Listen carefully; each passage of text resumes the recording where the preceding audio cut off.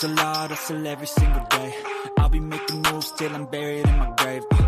To the system, I don't wanna be a slave. I've been doing shit my way, or the highway. And in the driveway is a nice range. Cause I grind through the climb, I invite pain. You'll never hear me, bitch, nah, I don't complain. Just gotta flip the switch and you can go and obtain anything you want, anything you need. Your mind's got the key ingredient, it's belief. They deceive with the negativity, but I just slide right by that energy. Even when you feel low, you can still go. Even when you feel slow, you can still go. Even when there's no hope, you can still go. I never answer to no, man, I still go. Go, go, go, go, go, go, go, go, go, go, go, go, go, go,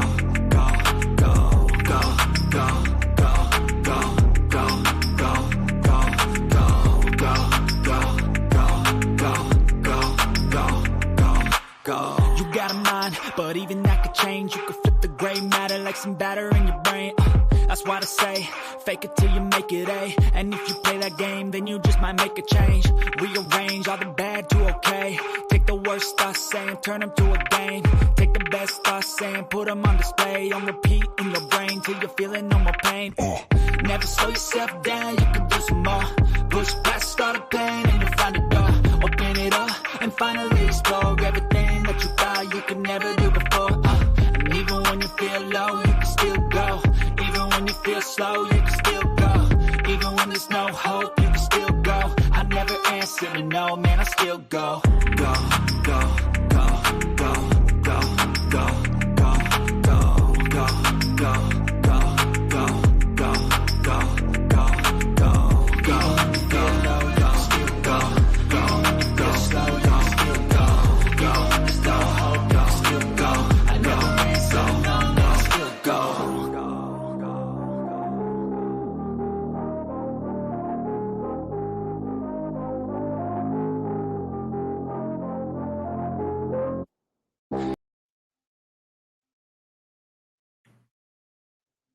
Even when you feel low, you can still go. Even when you feel slow, you can still go. Even when there's no hope, you can still go. I never answer to no, man, I still go. Go, go, go, go, go, go, go, go, go, go, go, go, yo, go, go, go. Hustle hard, hustle every single day. I'll be making moves till I'm buried in my grave. To the system, I don't wanna be a slave. I've been doing shit my way, or the highway. And in the driveway is a nice range. Cause I grind through the climb, I invite pain. You'll never hear me, bitch, nah, I don't complain. Just gotta flip the switch and you can go and obtain anything you want, anything you need. Your mind's got the key ingredient, it's belief. They deceive with the negativity. Hello, one and all, and welcome to another edition of the Sports Report Podcast. I'm your host, Mr. William D. Morgan, and I have a cast of thousands with me tonight. First, this man has forgotten more baseball. And I'm doing the order a little bit different, Josie. Don't be mad. This man has forgotten more baseball than I will ever know. My brother, the man who is the insider for the Kansas City Chiefs, knows more than the Kansas City Chiefs than motherfucking Nick Wright. My man, Seven. What's up, man? What's up, brother? Man. It's How a you doing great tonight, week to man? be a Chiefs fan. Oh, I love it. I love it. I love all the attention. Y'all beat Miami. I just got to say that right now. I hope we beat Miami. But if they keep kicking people's teeth in like they did, I don't know that we're going to be able to get out of that game with anything other than ass whooping. But I just think Patrick Mahomes can keep up with our offense. That's the thing about beat Miami. You got to keep up with our offense. And I think Andy Reid and Patrick Mahomes can do it. Agreed. And that's why I think that I think that the bigger test, Buffalo will be a test for them, but I think the bigger test is going to be Philly. And then the next week they play Kansas City and Germany. So I think that going off of that Buffalo game into the Germany game with Kansas City, it's going to be stacked. But let's start this off. Let's do a couple things that I think are important. You know, because the NFL fan base is going to be rapidly expanding because of the recent support of one Taylor Swift and the hero of all men shooting their shot despite being out of their league, Travis Kelce. So let's go over a couple of things as we start, because we know we're going to talk about some football tonight. So the first thing is, remember, this is how, football explained for all of our new fan base. The way the football works, you have 4 tries or downs to get 10 yards. If you make the first down, you keep the ball and the cycle repeats. If you don't, the other team gets the ball. Yes. The team can score touchdowns for 6 points and kick a field goal for 3 points when they're down at the other end of the field trying to score. Yes. And also remember, always, the Dallas Cowboys always suck, no matter how much their fans will try to convince you otherwise. Exactly. Oh, my goodness. That is so true. And also, I want to do a quick service announcement here. I'm going to do this like this, see if I can. Oh, hold on. We're going to switch this real quick. Okay. I'm going to do a quick service announcement because we were talking about this in our group chat today. And I want to say really quick, to a lot of the Kansas City fan base and people that are criticizing this budding relationship between Taylor Swift and Travis Kelce. I've had the pleasure of working with Taylor Swift when I was a stagehand. And I have to say that even though this was in her younger days when she was still just a country musician, she was still one of the most professional musicians that I had to work with in my 1,500 plus shows. I would put her professionalism up, in my experience. I understand different people have different experiences, but I would put her professionalism up with Paul McCartney. I mean that legitimately, even at the age she was when I worked with her, which was 18 and 19, if I recall properly. Okay. But a lot of the musicians that she's dated don't understand, don't view the work ethic of what they do the way that she does. This young woman now has $1 billion brand that she built with her talent and her father's guidance, but she makes most of the choices that happen directly herself. And Travis Kelce is building his own brand for when he gets out of the NFL. That man works as hard, if not harder, than most other football players in the league to stay as elite as he does, especially as long as he's been in the league. Not very many players stay as dominant as consistently as Travis Kelce.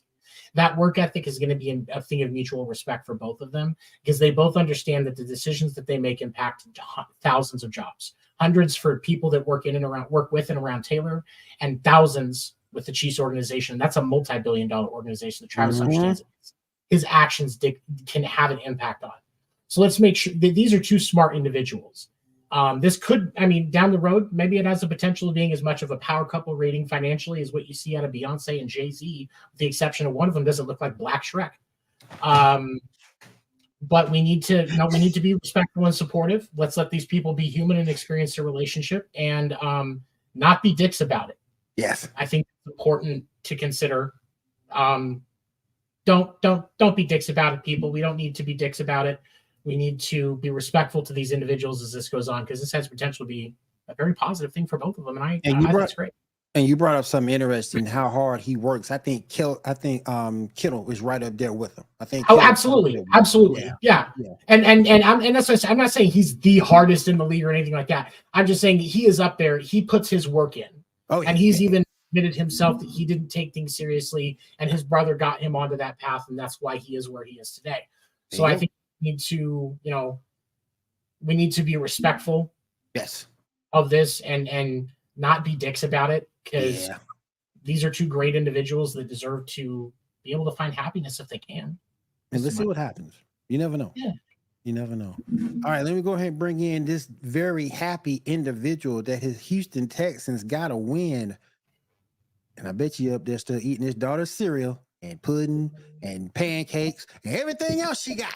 Me and my man Josie and Josie, what's up? What's up? Stop eating your kid food. I'm not eating it right now. I decided I'm not buying her anything till I get till she gets here again. So okay, that's good. But proud of you, bro. Proud of you. All right, let me go ahead and bring I am ecstatic. Yes. It was the first great day in Sunday football, and then the fact that my Texans won and Dallas got stomped, and I will say stomped because it was by the Cardinals, by a guy I didn't even know still playing. I gotta get this person in because me and him gonna have to have a talk. And bring in my man, the owner of Walmart and Trailer Parks, a place we can always get you a couple of hoes. And my man Dan, what's up? I was on the. I didn't know if I'm good. That was that's how we planned it. 10 minutes in. 10 minutes No, in. I was thinking the same thing, Dan. Yeah. Just sitting back there. It's fine. Dan, me and you gotta talk. Me and you gotta talk, Dan. We got lots to talk about. And the reason why I'm starting with you, first of all, two things we have to talk about. First, tell me, Arizona, I think they actually unmasked the Cowboys in all their offensive issues. What do you think?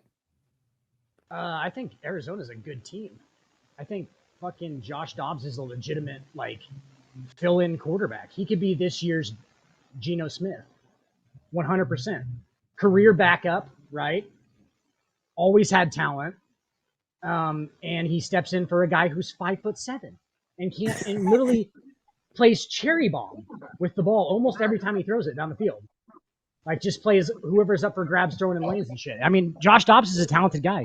He's been in the league for a second, and obviously he looks good in fucking shorts and t-shirts when they're doing drills, and he's showing it on the field. Honestly, that defense is good too. But hey, can we just rewind real quick?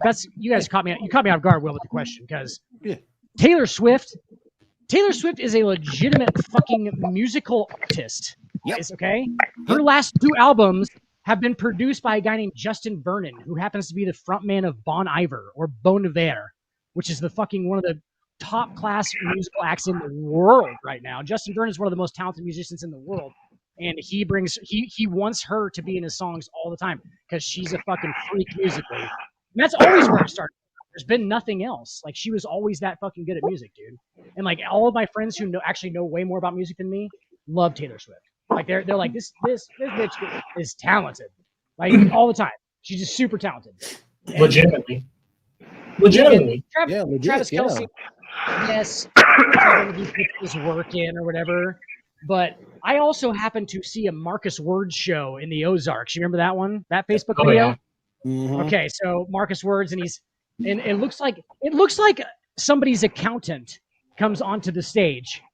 He's got a crazy farmer's tan, and he's out of shape, drinking Busch Light 16-ounce fucking tall boys. And guess who it is?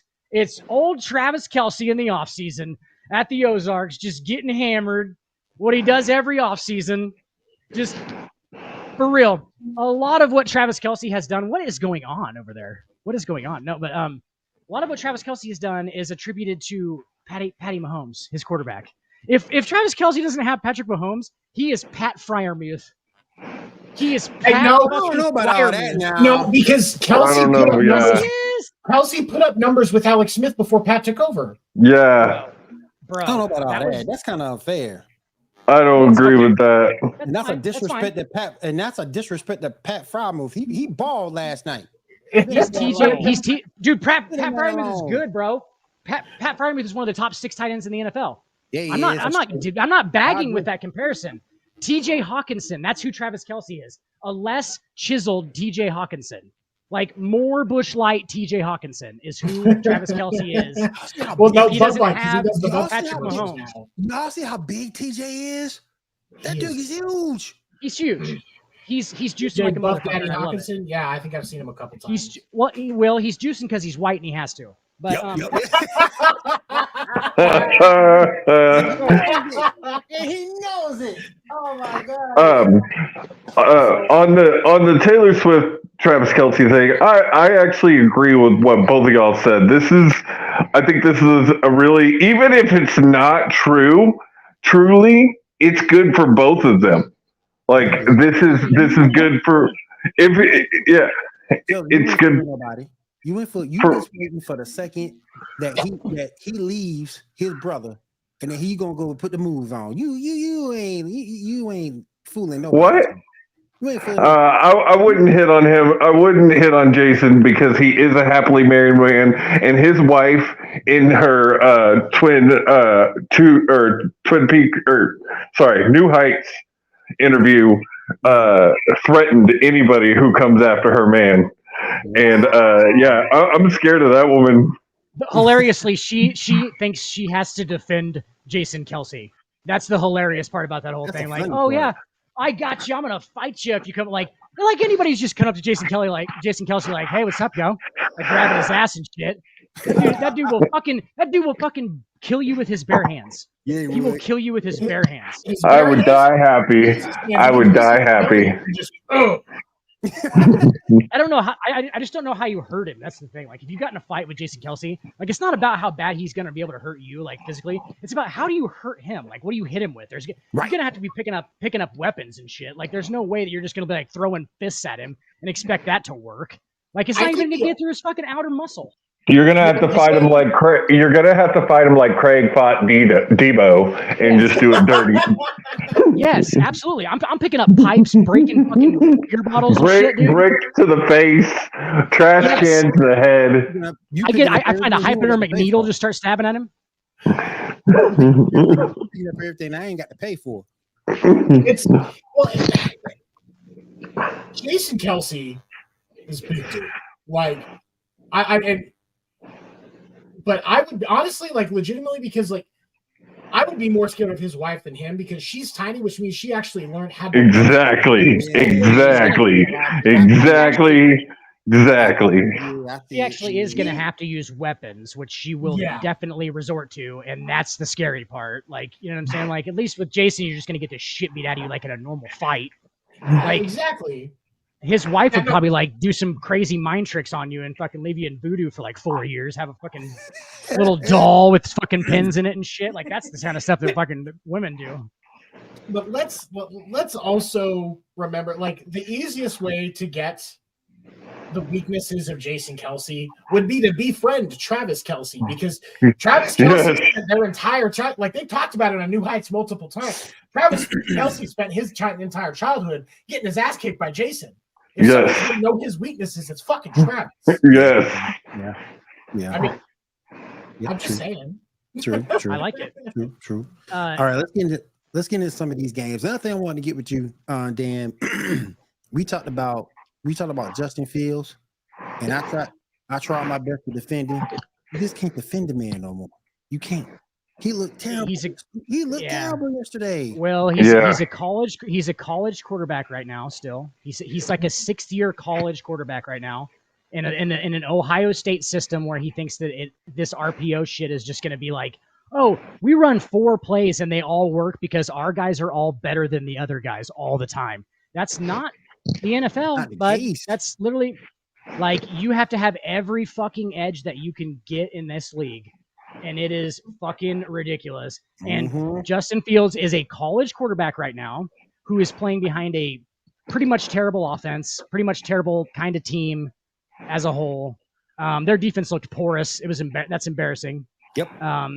Yeah. I mean, it's just a bad team, and he's in a bad situation. And like, I feel bad for the guy, kind of, but like, I mean, he looks like a turtle. Yes, I get it. But tell me he doesn't. Tell me he does. He's got a tiny head. It looks like every time he put his helmet on, he actually scrunches his head down to get inside. It actually like gets smaller. That man, I don't understand. He's almost like a transformer, Dan. Yes, pretty much. And the thing like Lego helmets. I don't understand the play calling. You threw the ball down the field some yesterday, but for the most part, you throwing all these short passes. And that's the point that I was going to bring up. And watching that game, that was my biggest takeaway, because Justin Fields can do, Will. Kansas City's defense was eating against Chicago yesterday. Don't get me wrong. Kansas City's defense is stacked after the shit show that the Cowboys had yesterday. Kansas City has the number 1 defense in the league right now. I don't think we can ignore that anymore. But because of who though? Chris Jones? No, but that's because the thing. Of who? But that's the thing. I think the it's defense not as a just. whole. It's that defense as a whole. It's not. This isn't like the Dallas losing Trayvon Diggs, where the heart and soul of that defense is gone. No, that defense is just all one fucking unit. They have been in sync since the start of the season, and they are not going to be held back. No, Kansas City's defense is going to be a force to be reckoned with. And what we were waiting for this season was for the offense to find their groove. And yes, they found their groove yesterday against Chicago. If I see some consistency against the, possibly. because they just decided that Travis Kelce was going to get that last touchdown so that he could get a touchdown in front of his new girlfriend. Yeah, and it happened. Right? Are you doubting the continuity? They're going to score. Bro, are you doubting the continuity of Andy Reid and Patrick Mahomes, dude? That's the worst bet in fucking. What are you talking about? I'm not doubting it. I'm not fucking doubting it. I fine. was just saying that they needed to get it going because they struggled in week 1 and week 2 as far as the standard that we have for Kansas City football. Now, of course, were they better than most of the teams in the league still? Yes. But You know, they hadn't gotten there. And so now you found it. Let's make sure we see it against the Jets next week, too, because this is a great couple of tune-up games for Kansas City. Competition. Exactly. And you know, Seven, Travis, I was actually listening to last week's New Heights today, and he said, like, they had 4 takeaways in game 2 that they didn't capitalize on, and it shouldn't have been that close with 4 takeaways. And I'm sorry? Oh, yeah. Yeah, he's right. He's definitely right. But yeah, you're right. This week they looked way more in sync in They're fine. Yeah, I don't. There's nothing to worry about in Kansas City. They're definitely going to be in the AFC Championship. Guys, do you know what that offense reminds me of? You know what that offense reminds me of? It reminds me of the 2017-18 Golden State Warriors, where it was fucking broken. Okay, they were literally just fucking rolling over teams. I think their fucking point differential in the first half of that season was like 16 or something like that. Just roll. Their offense was so good that, like, okay, so the 2007 New England Patriots with Moss and Welker and Tom Brady to the 50 touchdowns. That offense was a machine, dude. That offense was a fucking machine, up and down. That's what the Chiefs remind me of all the time. Almost like they're doing that continuously over years span at this point. Okay, over years, yes. So this season, I'm not quite there yet. Go ahead, sir. And that's why they beat Miami. They are, though, because I just think is anybody's going to be able to keep up with them scoring wise. Because it's not the defense that's going to stop you. It's you. You playing against that offense. And I've got to go shootout. Yep. Yeah, and I just think I look, Kansas City's got, and if it does come down to a defensive play, I trust Kansas City more than I do Miami. For sure. Well, and we're gonna talk about Miami in a minute because yes, that 70-20 game was amazing, but a lot of it was not that Miami isn't good this season, because they are. It's also Denver played very, very, very badly and was coached badly. Their defense was terrible. There was bad play. Like, everything was done. That wasn't even high school level football that we saw on that field. A lot of missed blocks and tackles. And you know what? Do you think Sean Payton? They should have kicked that field goal and tied the record. I gonna say in front, right? Yeah. To me, it's a defense's job to stop him. So here's the thing. It is. Here's the thing. There was the Dolphins win by 50 points. Now, under normal circumstances, when you have a team that wins by 50 points, that's an ass whooping, and people are talking about was it good sportsmanship to run up the score? Okay, fuck that. And there was a little bit, like, I saw some rumblings on Twitter earlier today of some discussions about whether if that was a bad look. No, it's not a bad look. No, it's not. Not only is that not a bad look, it's living proof that Vance Joseph shouldn't have a job. I know we're trying to support black coaches in the NFL, but if they're doing an absolutely shitty job, we have to treat them how we do the white coaches. Yeah. You gotta go. And they should have announced that before the end of day yesterday. And I agree with you in the chat. What up, Brandon? What's up, Brandon? And I agree with you in the chat. He should have been fired before we even got to the locker room, and his ass should have walked home. Hey, Brandon's got a point here that I was just about to bring up. Okay, if you're the fucking Denver Broncos, bro, you know what we used to do in high school? Because I got my ass kicked a lot in football. Like, we got rolled a lot, dude, by like 50 points like that. At some point, when they're up 40 and they're still celebrating in the end zone, that next touchdown, you know what I'm doing? I'm fucking cheap shotting somebody. I'm fucking throwing a cheap shot, and we're gonna get into a little fucking Donnybrook on the sideline, because you know what? That'll stop that fucking momentum a little bit. Okay, if that's what you got to do, fucking throw a fucking, a gloved hand at somebody's fucking padded helmet, right? And you got to fucking rip a helmet off or something. You got to do it. Like, why didn't somebody from Denver just freak the fuck out and get kicked out of the game? Is my question. Well, I don't think the offense some type of way. In both the Jets game and the Broncos game, there were players getting mad, but they were getting mad at other players. Like Zach Wilson was catching heat from his teammates yesterday. So, but Miami's offense was incredibly comfortable, right? So we're trying to make them uncomfortable, and that's by cheap shotting the fuck out of somebody. Did they even pitch anybody? Did he pitch either one of those running backs yesterday? Did he even don't even talk about a tackle? Did he pinch any of them running backs yesterday? They get touched. It was just dominant. What's that? That one coach that you love, Dan. I can't. Is that our line was like Obama's immigration policy. Everybody gets through. Yeah. Oh yeah. We just got. He's like we just got a bunch of terrible players out here. I don't know what we're gonna. He's like. They say it's a team game, but I fucking coached really well, and these players are just awful. It's like, I coached really well. These players are awful. What do you do? Let me ask y'all a question. If you're Sean Payton, what are you doing next week to get your team motivated after a loss like this? What the hell? Russell Wilson with a sock full of batteries. I really. As Shannon was saying in that clip, y'all, I think you sent it, Seven. That was Stacks that said that. Stacks sent that. Stacks, our stat guys. Shout out to Stacks, stat guy. As Shannon said,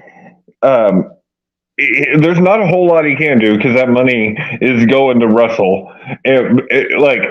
I hate feeling bad for millionaires, but if you're gonna feel bad for a millionaire, right now might be a good time to pick out the Waltons, because they've spent a lot of money on this team and they're getting nothing in goddamn return at the moment. The Broncos owners.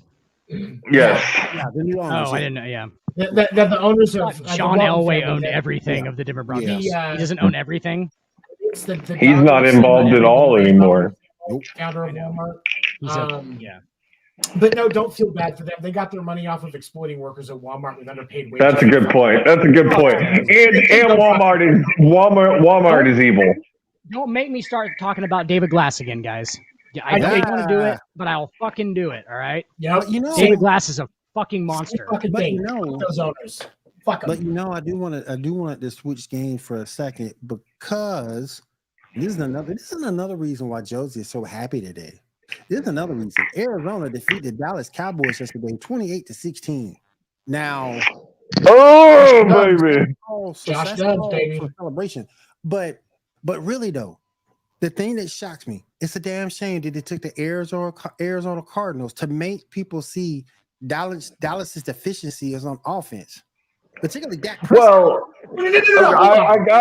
hang on. I want to say this because I say this every time. The man is inconsistent. He cannot have two good games in a row. Game 2 was a good game for him. Some would borderline say a great game for him. And again, this game, he shits the bed. He clearly has 3 to 4 game stretches every single year like he's about to have again. He just had a 2-game stretch. That just kills your point. He just had a 2-game stretch where he was basically flawless. No, game 1, he was 70. His QBR was 79.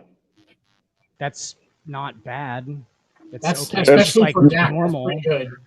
Yeah. Well, he puts up fucking great numbers, bro. Look at his fucking numbers from last year, man. Like they're ridiculous. You mean the most interceptions of anybody in the league? For the most interceptions with Derek Carr. Hi. Look at the year before that. But here's the thing. A good point. The year before that. That's a good point. Here's the thing. This loss yesterday on for the Dallas Cowboys comes down to 2 things. First of all, but before I get to that, everybody knows that the issue with Dallas has been their offense. Yesterday did expose Dallas's defense because it's not like the 28 points that Arizona scored were all defensive points. It's not like it was 4 pick sixes off of Dak Prescott and Josh Dobbs in the end zone and jacked off for the entire game. Right. Arizona's offense put work in yesterday. Rondale Moore's a fucking for real. Rondale Moore is for real, and the coverages that were getting called yesterday against Arizona were fucking horrible. It was like they didn't watch a single game of film because they're focused on whoever they're playing next, whenever they're going to play Philly, whatever. That team was not organized on the field yesterday. They were not communicating. They were not focused. That was not the Dallas Cowboys team that beat the Giants so hard in week 1 and won their game last week against the Jets. I still think it's amazing, though, that despite the fact they lost that game, they still ran for 122 yards with Tony Pollard. Mm-hmm. That's because Tony Pollard is the guy. And then they still had a chance to win that game, but then right at the end, he threw that pick in the end zone. And that pick should have been called for pass interference. And then that play before that should have been called for pass interference. That was pass interference. We have to give Dallas Cowboys Cowboy fans as much shit as we give them. Yeah.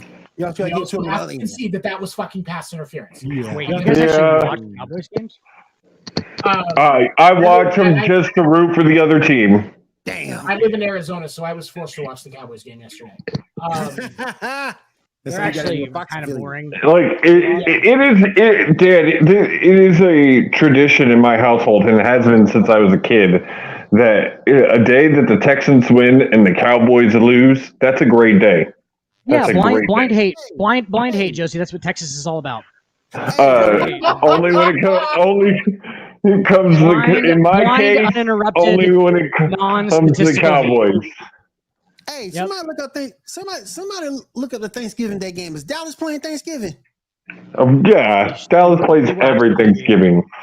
Dallas will never not play a Thanksgiving game. That will never happen. Detroit. It'll be Dallas, Detroit, or Dallas Packers, for sure. Or Miami, possibly. Oh wait, that's 2022. Where's the 2023 schedule? Hey, whenever you guys want to get to the Chargers, I'm cool with that. Whenever we want to get to the Texans, I'm cool with that too. Okay. Oh, nobody gives a fuck about the Chargers or the Texans. Yeah. Can we not get to the Texans? Fuck you. The games this year are Packers and Lions, and then Washington Commanders and Dallas Cowboys. So damn it! Every Thanksgiving they're on TV. Can we get the Sisters of the Poor? Can we get, I don't know, anybody else but the Cowboys on Thanksgiving? I'm telling you, that will never happen. Jerry Jones has pictures of Roger Goodell in a Speedo giving Elton John a lap dance, and that's why we will never see the Cowboys not play on Thanksgiving. Yeah. Damn it, it's just frustrating. All right, let's go ahead and talk about, because I do want to get into the Chargers and the Chargers and the Vikings real quick, because Kirk Cousins. Ooh, I was gonna do. But go ahead. We're in that particular game. We do have the Chargers getting the win 28-24. That's the quarterback you want to talk about? That's the quarterback you want to talk about in this game? No, I know you want to talk about. I know you want to talk about Herbert. I know you want to talk about Herbert. No, absolutely.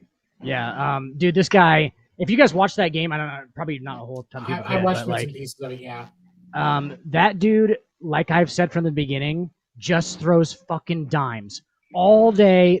Every ball is in the exact right spot, and he's not the flashiest for real. He has a real. He's really not flashy. It's basic. It's step back, but when that arm comes out, dude, it's a decision made well, and the ball is on a fucking dime. Wherever it needs to be, dude, it's there, and like he went fucking.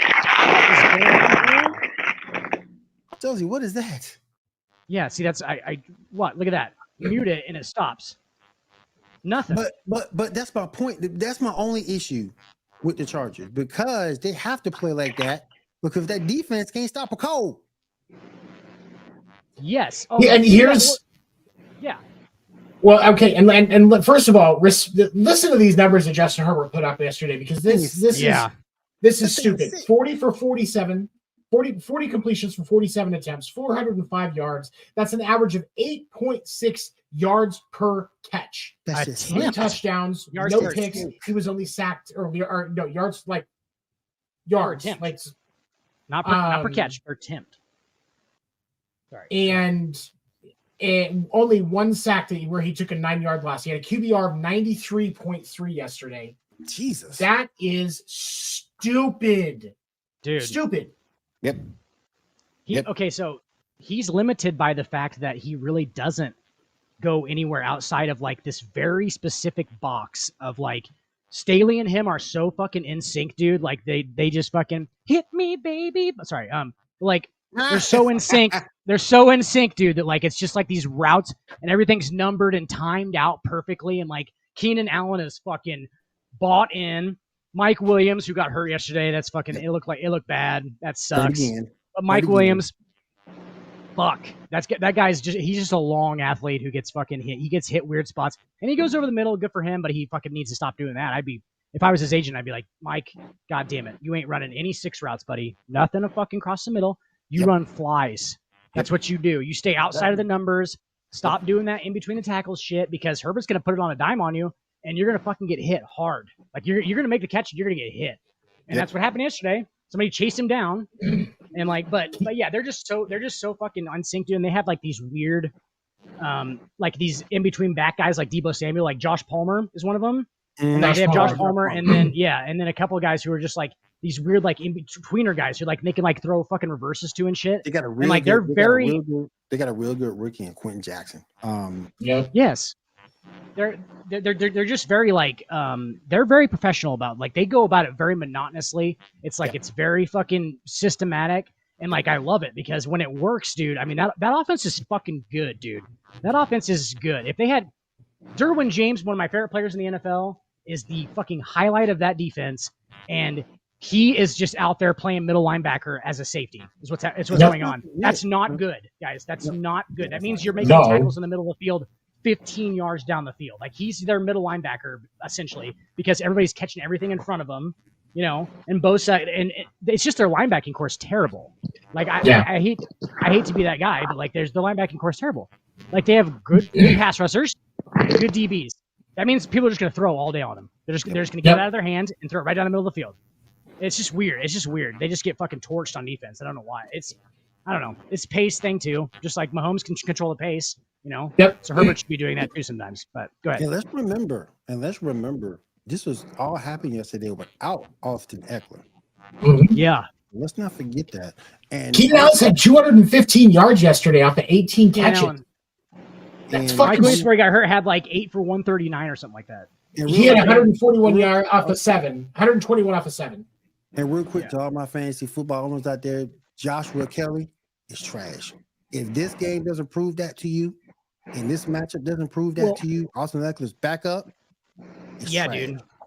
Well, that's what I was saying. Like they have so many different like dudes that do that same job that they use all of them fresh. So he's not going to get any touches. You know what I'm saying? Like Kelly, he's good, dude. He's fucking good. But they spread it out so much. It's weird. Like they just have like a certain amount of plays for everybody. You know, nobody gets like a surprise 10 carries. It's just fucking.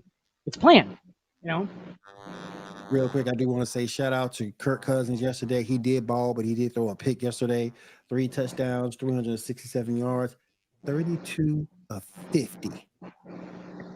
Just still good. That's still good numbers. Kirk Cousins still had a good day yesterday outside of the pick. Yep. And here's the thing, to piggyback off of what Dan was talking about, the Chargers defense tried to give Minnesota that game multiple times yesterday. Yeah, dude. That's why Herbert had to be on a dime yesterday, and Herbert is the reason they won that game because that defense was horrible. I don't enjoy watching Chargers games. Like I love the Chargers for real. Like they're my favorite team, but I do not like watching their games because that's what it is. It's Herbert out there, and you don't know when he's gonna get fucking blindside hit and just It's all just like a weird waiting game for them to fuck something up is what it is. And like and they don't usually like that's the thing that's like okay they didn't fuck it up they won yay one on the road. That's a huge win in Minnesota, dude. That crowd, that's a fucking huge Justin Herbert win. He put his head down and just fucking went through the bullshit. But sometimes he can't get past the bullshit because there's a lot of it. You know what I'm saying? Like it's a lot of it. Shout out to Justin Jefferson yesterday, proving he's the best receiver in the league. I don't care what people say about Jamar Chase. This is the best receiver in the league. Absolutely, Justin Jefferson is the number 1 receiver in the league. 7 receptions, 149 yards receiving, 1 touchdown. Shout out to him. Shout out to and Alexander Madison. He played a good game. He had 20 That poor carries for dude. 93 yards. So, That it poor was a good fucking dude. game. If you were looking for offense, this was it. Outside of that Miami game. Justin Jefferson plays or wears number 18, Will. Do you know why he wears number 18? No. Randy Moss, who was also number 18 in Minnesota when he was a rookie. Yeah. So as a rookie, he was 18, and then he changed to 84. Or no, sorry, he changed to 84 before the season even started. So he was 84 as a rookie, but before that he was 18. And then he went back to 18 with the Raiders.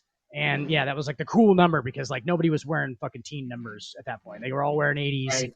Yep. And Moss was like cool and wore the 18 and had the dreads and the fro and shit. And like, yeah, that's why Jefferson does it. And then now he's a fucking Viking wearing 18, and it's going to be considered possibly the greatest Viking wide receiver of all time when he's done, and that's saying something. That's saying something. Yep. And can people not be dicks to Alexander Madison? Like, the dude had a bad couple of games, but that doesn't mean we need to be sending racial messages to him because he fumbled a couple of footballs. Like, seriously, grow up and go fuck yourself. That does suck.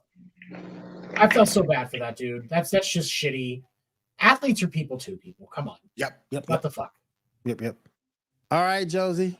I'm finna unmute you, Josie. I'll be eating your Lay's potato chips you stole from the convenience store. So I'm just going to do this rant. I'm going to get out of here because I don't know what's causing the feedback and I don't know how to fix it. So go ahead, man. Do your thing. Talk about your Texans big 37-17 win. I got to say, CJ motherfucking Stroud right now is looking like the best QB taken in the draft. Hasn't thrown an interception, is just killing it. Absolutely. No, he's averaging over 300 yards a game. He has 4 touchdowns, no picks, 64.5% completion percent. DJ Stroud is the best rookie quarterback right now. Now, could things shift and that changes by the end of the year? Absolutely. But through the first year, it's fucking CJ Stroud. There's no other way to put it. And did anybody see that kickoff return? That 85-yard kickoff return for a touchdown was fucking amazing. Punt return. Oh, I thought it was a kickoff. I swore that's what the announcer said. Anyway, but that fullback, fucking awesome. I rewatched it and he probably shouldn't have been trying to catch it in the first place, but heat of the moment sometimes is the best way to make something happen. Like fellas trying to get at your girl's butt, just heat of the moment, catch her off guard, slip a thumb in there, you get a window open up. You got it. And then Tank Dell was looking good. I gotta say, it was just a great game for still having 8 players out. We're dealing with a lot of injury right now. Tunsil was still out on the line. So I was happy with this game. This is the first time I've been happy with the Texans game in a while. And I gotta say though, Will destroyed me in fantasy because Sunshine just didn't have it. He just did not have it. No, I wanted to talk about that game too because the Jags got exposed. Big time exposed. The Jags have been getting exposed their entire existence, guys. Their entire existence as an NFL team has been them getting exposed. So they're fine. Actually, Dan, that you said that. You know what the record of the Texans versus the Jags is? The Texans probably win. The Texans have won that matchup 10 out of 11 times. Yeah. I mean, you guys can thank not your current roster for any of that, but yeah. No. Like CJ Stroud ain't done shit. No. I like CJ Stroud. He looks good. He looks really good. He has the ability to turn into a more of an older school prototype quarterback in decision making and accuracy being his key points. Similar. Dan, don't hit the fucking roof when I say this name. Similar to the style of Tom Brady. Yes. No, I was gonna. No, I'm not gonna. Yeah. He has a way to go before he gets to Tom Brady's level, but there are a lot of commonalities between the way that CJ Stroud does things and the efficiency that he does things with, and what Tom Brady did. Well, don't let it overtake you that clearly Tom Brady was somewhat the product of having a great environment, correct? So Tom Brady had a great environment from the very beginning with Belichick and all of that whole thing, the Patriot way. That's a huge part of Tom Brady's success. He would just because he has ice in his veins, they wouldn't have figured that out if it not for the Patriot way, correct? Like he's in those big games. He's in these Super Bowls. He can make these comebacks. He can be in these huge games because of the Patriot way in the first place, right? So I'm making a tie-in here to the Texans. CJ Stroud is in a better situation with a first-year head coach with nothing to lose than Justin Fields, who's you could argue is just as talented as a quarterback, just has expectations of being the Bears. They run the ball. Like, shut the fuck up and let's play. I want to ask a question on Justin Fields because I saw this discussion the other day. I want to see what you guys think about this. When does Justin Fields just start making checks at the line and checking out of these shitty formations into the stuff that he actually has a feeling will work? When does everything? He should. Yeah, Nat. So is it you or me? Well, it ain't gonna be guys. They've sat in those fucking quarterback rooms with him and they went, Justin, okay, here's what's going to happen, okay? Like, let's trust the process. Let's trust the process. And he's bought into it because he's a fucking buy-in team type of kid. He's a good guy. He's just a good kid who's trying to win. And he's just listening to these guys because there's a lot of money on the line. It's the fucking Chicago Bears. There's so much pressure, right? That's what basically the point I'm trying to make is he's under a shit ton of pressure because he's the Bears quarterback. The Bears quarterback is always under a shit ton of pressure. Look at Jay Cutler and how he handled that. He need to be like he need to be like Willie Beeman. Exactly. That's what he needs to be like. Just beat you.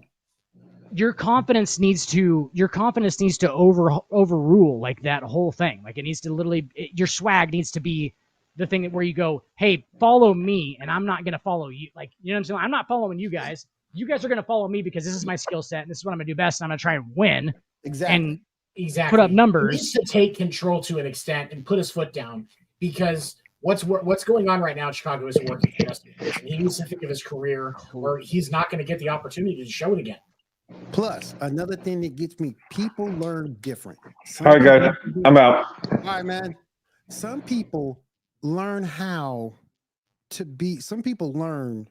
but that constant bickering and stuff like that. All right, Justin, A is going to happen. If A don't happen, B is going to happen. If B don't happen, C should be available. You can't pre-plan every freaking thing. Yeah. One of the things that makes the Chiefs offense great, we talk about Patrick Mahomes and what he does, but part of that comes from the fact Patrick Mahomes does his own version of what Peyton Manning did, which was calling the play and then changing the call at the line. But Pat Mahomes doesn't always change the call at the line. Sometimes he changes the call after the fucking ball is snapped. Right. And these other guys have learned his tendencies, and he has come up with, hey, if they're doing this, I want you to do this instead. So that when that receiver gets to the line and they see that coverage that he's talking about, they automatically change. And that's where the magic happens. And they need, and part of that comes from the fact that Andy Reid and then Matt Nagy, then Bieniemy, and now Matt Nagy again, have given him the empowerment and the ability to just say, get the fucking ball in the end zone, which is exactly how it should be done when you've got somebody that you're paying millions of dollars a year like this in that leadership position that the quarterback is in the NFL. Justin Fields needs to just say, look, I'm taking control. Exactly. Because that's the only way he's going to find any success now while he's in Chicago. And that could hinge on and the rest of his career after Chicago. Agreed. When he leaves at this point. Because I don't think it's an if, I think it's a when. All right. No. If you're talented enough, Tony, I'm on board with what you're saying. Let the quarterback be that quarterback or be that guy that he wants to be. If he has the talent to play, you know what I'm saying? You're not letting Kirk Cousins just be whoever Kirk Cousins wants to be. You like that. That's not Kirk Cousins. You like that. Exactly. That's what I'm saying. You're not letting a lot of these guys be that, but Justin Fields has the talent to be allowed to, hey, go out there and improvise some shit. Go out there and fucking like figure out what you're doing on the field. That's kind of his style. Like go out and play football. Cousins is calculated. That whole offense is calculated, and sometimes it feels tight. To tell you the truth, it feels like they don't want to fart in front of a new girlfriend. Is what it feels like. Like it's very. That's fair. Like it's very like we can't do it. Like, and we got to get the ball to Justin. Got to get the ball to JJ. Right, and like everything is like he has to have this many. It's just weird and calculated when dude Patrick Mahomes has no idea what he's doing most of the time on every play. It's just every like, okay, I have an idea of what this is, and that's also him and Andy Reid like in practice, clearly, right? So like, Will, back to what you were saying, people learn different, so like they need to figure out how Justin Fields learns, basically, is what you're saying, right? Like they need to figure out. So yeah, and like what it is right now is they're trying to pound it into his head. They're going, okay, hey, this is the offense we're going to run, okay? And it's all these analytics dudes, these guys who never actually played in the NFL, who are sitting there telling him, hey, bud, so on film, we see this, and every time we see this on film, you're going to go to this option. And it's like, motherfuckers, you weren't out there. Like, you weren't there. Like, it's so improv-ish after the ball is snapped every play. Like, 75% of it is improv, I feel like. Like, it's just where are you going with it?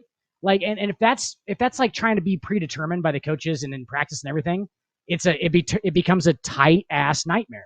Like they're just all fucking like super like nervous about what's gonna happen. Like one incompletion, like that ruined the drive and all this shit. It's like no, guys, play football. Go back and play football like you played in high school. You know what I'm saying? Like just snap the ball and fucking have some guys go out and like if they get open, they get open. Absolutely, for real. Absolutely. You've got to go back to the core of it. That's the only way that you can bring him back in and get out of Justin Fields, which you're supposed to be able to get out of Justin Fields. Oh yeah. Couple of scores from the night. Philadelphia defeated Tampa Bay Buccaneers 25-11, and right now they got the Cincinnati Bengals. Baker Mayfield's first loss of the season.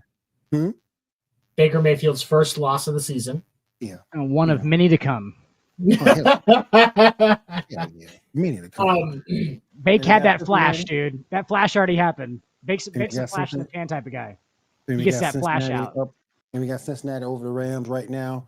In the fourth quarter with 10:27 left, 16 Did Burrow play over the LA Rams? He's playing. He's 200 so far, 252 yards and a touchdown. If Cincinnati doesn't get Burrow healthy, they're not going to do shit. Nope. Nothing. And I would like to say that I would like to be proven wrong on that. But Joe Burrow does not have the ability to do on one leg what Patrick Mahomes has the ability to do on one leg. It's just not going to happen. And don't get me wrong, Joe Burrow has ice in his veins. He has supreme fucking talent. But he doesn't have protection. So he doesn't have time to throw and make it happen. And you need him at 100%. And if you're not going to give him the protection because you're going to stick Orlando fucking Brown on the right side, you need to stop. The human turnstile. I'm going to keep saying it. Fuck Orlando Brown. If you're going to put Orlando Brown on the right side, the human canal. The human turnstile. I wish I could find that picture. If I can get back in the human canal. Pull that shit back up. If you're going to leave Orlando Brown on that right side, you have to get Joe Burrow healthy so that he can get out of the fucking pocket and get rid of the goddamn ball with more accuracy, which is what he's good at. Right. Hey, I'm not harping on Joe Burrow. I think he's a very talented guy. I think he deserves every dime of what he's got. But I saw a stat tonight, including tonight, since Joe Burrow signed that $275 million deal, he has not scored a touchdown in the first half. Hey, hate to be this guy, but it looks like he might have just kind of quit on that contract. I hate to be the dude who says it, but he's going to do it, man. I get people are saying that. I hope you're wrong. He is 210 pounds. This man is 210 pounds soaking wet. He looks like a dude who recruits you to be in a fucking fraternity at fucking LSU. Is what Joe Burrow looks like, dude. This motherfucker don't want none of this NFL shit, bro. I'm telling you right now. I love the guy. And he has ice in his veins, but it doesn't matter when you look like an accountant, man. It doesn't matter. It doesn't matter how much ice you have in your veins because Daniil Hunter's going to crack that ice. Derwin James going to crack that ice. My brother say he look like a Mormon. He looks like fucking, he looks like Tiger King's son. He looks like fucking Tiger King's son. Is what he looks like. And that dude's fucking Joe Exotic is fucking sending Joe Burrow messages from the Slammer right now. Have you heard about this? I saw that. That was fucking Yeah. hilarious. He's Damn, mailing that the was shit. hilarious. Oh my god! Help me raise Right, you guys, $20,000. Let's go ahead and go over the rest of these scores real quick. Then we get into some baseball. Me, you got some basketball to talk about, Dan. Hey, real quick. Well, I got to get it out. Orlando Brown lets more black guys through than Taylor Swift. Oh! Count it.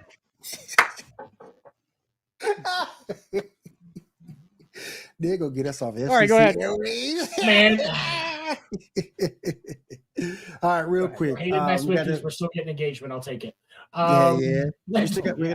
We got the 49ers over the Giants real quick, 30-12. The Colts get a win over the Ravens, 22-17. The Cleveland Browns played excellent yesterday, 27-3. We'll talk about this, and I want to go back and talk about the game before you just mentioned. Okay. The Colts and the Ravens. Yes, I want to talk about that game. But we'll talk about the Brown ones first. This is the Deshaun Watson that the Browns are paying $230 million for. Yep. Dude, that's the creep. That's the weirdest part about it. Like when we were talking about all that shit, we literally had to stop sometime and go, hey, the only reason we're talking about this is because this guy's fucking good. This dude is really fucking good. That's the only reason we're talking about it this much. We wouldn't care if it was fucking Jameis Winston. No. I mean, honestly, we didn't care. I mean, I'm not saying he did anything to the extent of Deshaun Watson. I'm saying like he fucked up a lot, and we didn't really care that much. We didn't talk about it because who fucking cares? It's Jameis Winston. We didn't think he was like a staple. This dude, Deshaun Watson, is the real fucking deal, dude. Deshaun Watson's the real deal. He is, and he got the rust off. He has started to get into sync with his offense. Who's going to say He's throwing at an impressive clip. He had 289 yards and 2 touchdowns yesterday. Don't do it, Dan. I know what you're about to say. Don't do it. Did not throw. I don't think he threw a single pick. The Browns defense kept Tannehill to 104 passing yards. And the Titans and the Titans rushed to 26 rushing yards. With Derrick Henry. How many times did you give Derrick Henry? With Derrick Henry. Derrick Henry had 11 carries for 20 yards yesterday. That is how you beat the Texans. Or the Titans is stuffing Derrick Henry. Like that. That's how Kansas City got past him back in the day when Derrick Henry was at his peak. Dude, how does he only touch the ball 11 times? How does he only touch the ball 11 times? He only has 15 carries overall total because the Browns took over that quickly and the Titans were playing catch up the rest of the way, so they had to switch to the pass game. And Tannehill was 13 for 25 yards. But the Browns were just dinking, and some of the Brown stuff is they were just taking their time getting down the field. Because you look at that, I mean, again, he was Deshaun Watson was 27 of 33 for 289 yards. They had 31 carries for 78 yards on the rushing side. They took their time going down the field. That's how they do it. And the defense kept Tannehill and that offense from doing a fucking thing. It looks a lot like a wide receiver playing quarterback.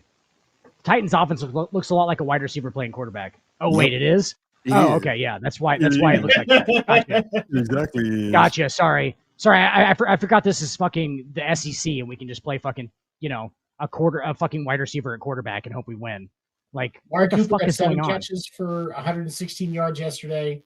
So Amari Cooper's fantasy. When Amari Cooper's at home, he's going to be at his best. The problem I got with Amari Cooper when he go on the road, that's when he sucks. Yeah, you're right. You're right. Probably one of the most precise route runners in the NFL right now, and that's what makes him his money. Is the routes, and like his footwork is unbelievable. Like he's not that great of an athlete, man, compared to a lot of these guys. Like he's not Tyreek Hill level athlete. He's not Devontae Adams.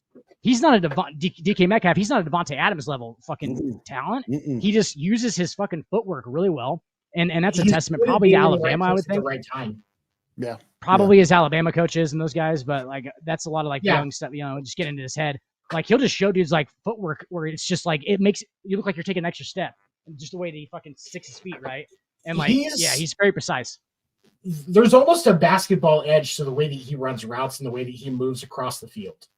With how specific he is with what he does. There's definitely a basketball influence in the way that he does things. Posting up. And like That's been the thing for like how long now? I mean, Tony Gonzalez. You can name them off. Tony Gonzalez, Antonio Gates, Randy Moss, Troy Fumagalli, Travis Kelce. That's what makes Travis Kelce play. Right place, right time. Jimmy Graham. And that basketball skill that he got. Yep, Jimmy Graham. And you're telling me right now, Will, that LeBron James couldn't start at tight end in the NFL right now at 38 years old? He would start on an NFL team right now. Yes, he would. Hell no. Yes, he would. Get the fuck out of here, dude. Get the fuck out of here. When he was 30, yes, LeBron could start at tight end. Obviously, the Miami Heat LeBron would start. The Miami Heat LeBron would start at wide receiver, bro. He would start at wide receiver. The Los Angeles Lakers LeBron James is better than Antonio Gates would ever imagine to be at football. Guaranteed. Oh, that's just so guaranteed. It's not. It's not. Receiver, his ACLs would snap by week 8. Shut the fuck up, dude. Oh yeah, because all those minutes and all those fucking games, he's really just snapped his fucking ACL all the time. He gets hurt all the time. Fucking no, he doesn't. Say that about Antonio Gates. Fucking get the fuck out of here. LeBron James is a better tight end right now than Jimmy Graham ever was in the NFL. Oh hell no. Come on. Ever was. Now if he would have picked football, bro. He's the GOAT. He's the GOAT tight end if he picks football. No, he ain't. Yes, he is. No, he ain't. Yes, he is. Yes, he is. Come on. Good fucking luck. Good luck. You're getting a little too crazy with this now. Good luck with 6'9", 270 running a 4.4. Good fucking luck, dude. What? So you telling me he's gonna be better than Tony Gonzalez? You know who the number one rated basketball player in 2003 in the state of Ohio was? The number one rated basketball player in 2003 state of Ohio. This is an easy answer, guys. We just talked about him. His name's LeBron James. Do you know who the second rated player in football in the state of Ohio was in 2003? In football, in high school football in Ohio. It's a pretty big fucking deal. I don't know if you've heard about it. It's pretty fucking cool. A lot of them go to Ohio State and shit. They're fucking really good. The number 2 guy in the state, do you know who it was in football? LeBron James was the number 1 in basketball and the number 2 in football. All these great tight ends. He just picked basketball because he's better at it. Come on now. He would have been all these great tight ends. Tony Gonzalez, you can make an argument. 8,000 receiving yards career at least. He's way better than LeBron ever would be. Way better. Yeah. 6'6", 230 Tony Gonzalez in his Hispanicness would definitely be better than 6'9", 270 LeBron, who's faster, can jump higher, who has probably better hands. And hold on, because Tony Gonzalez made his career blocking. Will he did? Those fucking crackback blocks. That's what everybody remembers Tony for. And Antonio Gates, right? That's what they remember him for. Get the fuck out of here, man. He's top 3 all time. Like you're saying, with the size of LeBron, there is and you have to admit this because you and I have talked about this both personally on After Dark and on this show. There's a difference in the way that you run as a football player and as a basketball player. It doesn't. And the explosiveness with LeBron doesn't matter. And yes, it does. Come on. No, it doesn't. With LeBron doesn't matter. No, hey, what were you going to say about explosiveness? I'm sorry. Yes, this plays right into my LeBron hands. If you're going to talk about explosiveness, go ahead. Sorry, it's fine. The consistent every play explosiveness that it requires to play tight end in the NFL or wide receiver, as you have the gigantic cojones to try and fucking allude to. The 27-year-old LeBron James is the best wide receiver in the NFL. He's top 5 in the NFL. 27-year-old LeBron James is top 5 wide receiver in the NFL. Dude, you gotta stop, bro. Go watch. Go fucking watch. He's gonna have a plan until he get hit in the mouth.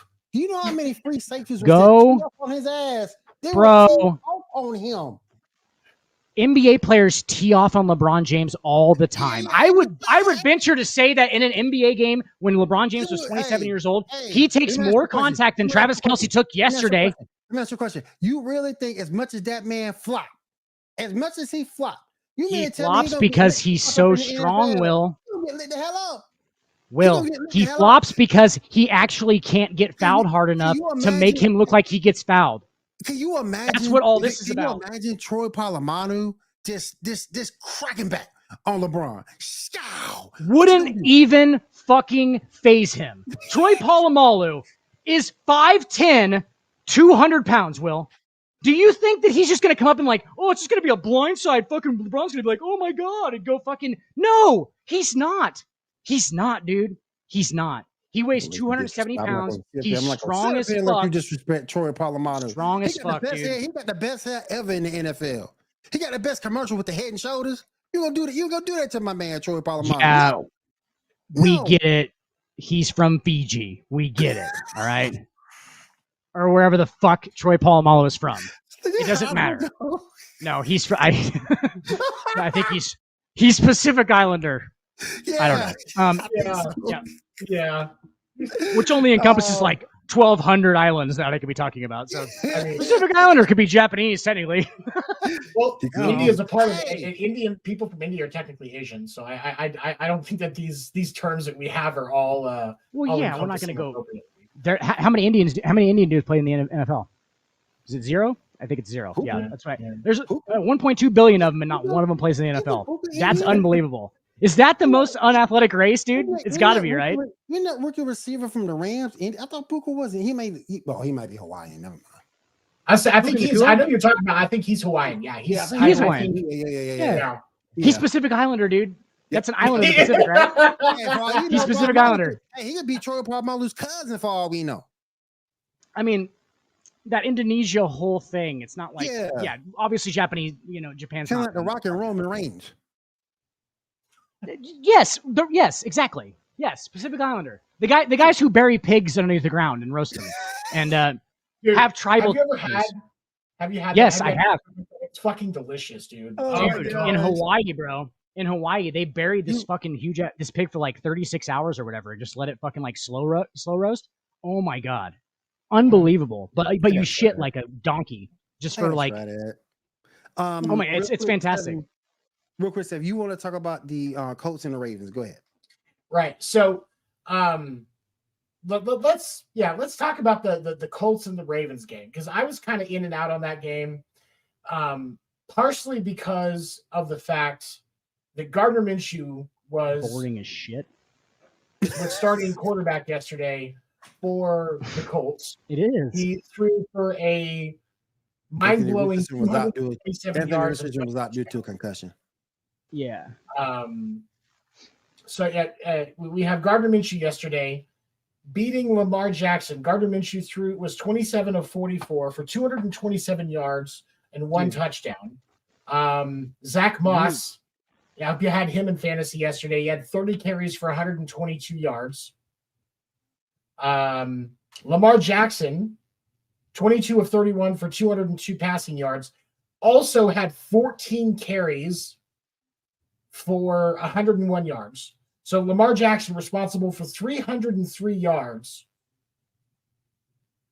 And the Ravens can't get an ugly 300 yards. He it's did like such an ugly. Remember, I'm not making excuses, but remember, Odell didn't play yesterday. But that's no excuse, because you still got Zay Flowers, your amazing rookie. You still got Rashad Bateman, the receiver with talent. Nelson Aguilar is there. Nelson Aguilar is there. So you still who's Odell at this point? Odell's like Nate Burleson at this point. Yep. Like Odell is like prime Nate Burleson. And it's sad to say that. That's my thing. The Ravens have no excuse for what happened yesterday. And if they want to sit here and talk about Lamar Jackson being that penalty in the top 1% of quarterbacks in the NFL right now, put him up there in the top 5 with guys like Burrow and Mahomes and Tua and all of that, he has to close the deal. Yep. And I've said this multiple times about Lamar Jackson since I've come on to Sports Report, and just in my observing of Lamar Jackson since he came to the NFL, Lamar Jackson has a problem closing the deal. It's just like Josh Allen. Mm-hmm. The more we watch Lamar Jackson and Josh Allen, the closer they get. The only difference is Lamar Jackson doesn't turn the ball over in the red zone as much as Josh Allen does. Facts. I agree. And Josh Allen has fixed some of the issues that he had in week 1 over the last couple of weeks. But right now, Lamar Jackson We need to stop calling him elite until he can actually close the fucking deal. Because right now he's just not. And I'm sick of people trying to compare him to Patrick Mahomes, compare him to Burrow, compare him to Tua. Yes, he's had an MVP. That was one season. Yeah. That was one True. season. If this guy is so goddamn elite, where's another MVP? Where is a decent playoff run where he puts that team on his back? Because that's why the Chiefs were in the Super Bowl that they lost to Tampa Bay, was because Patrick put that fucking team on his back.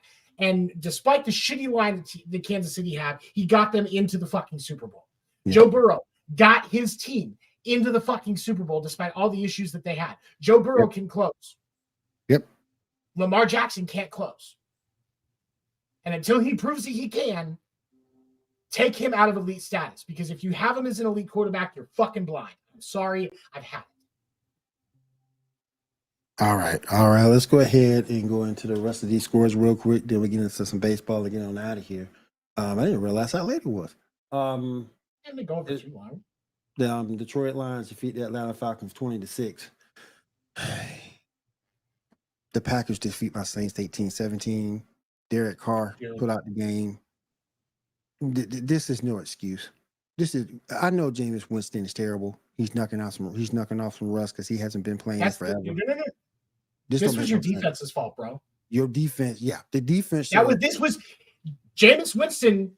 Jameis Winston's job was to not fuck up. And Jameis Winston really didn't fuck up.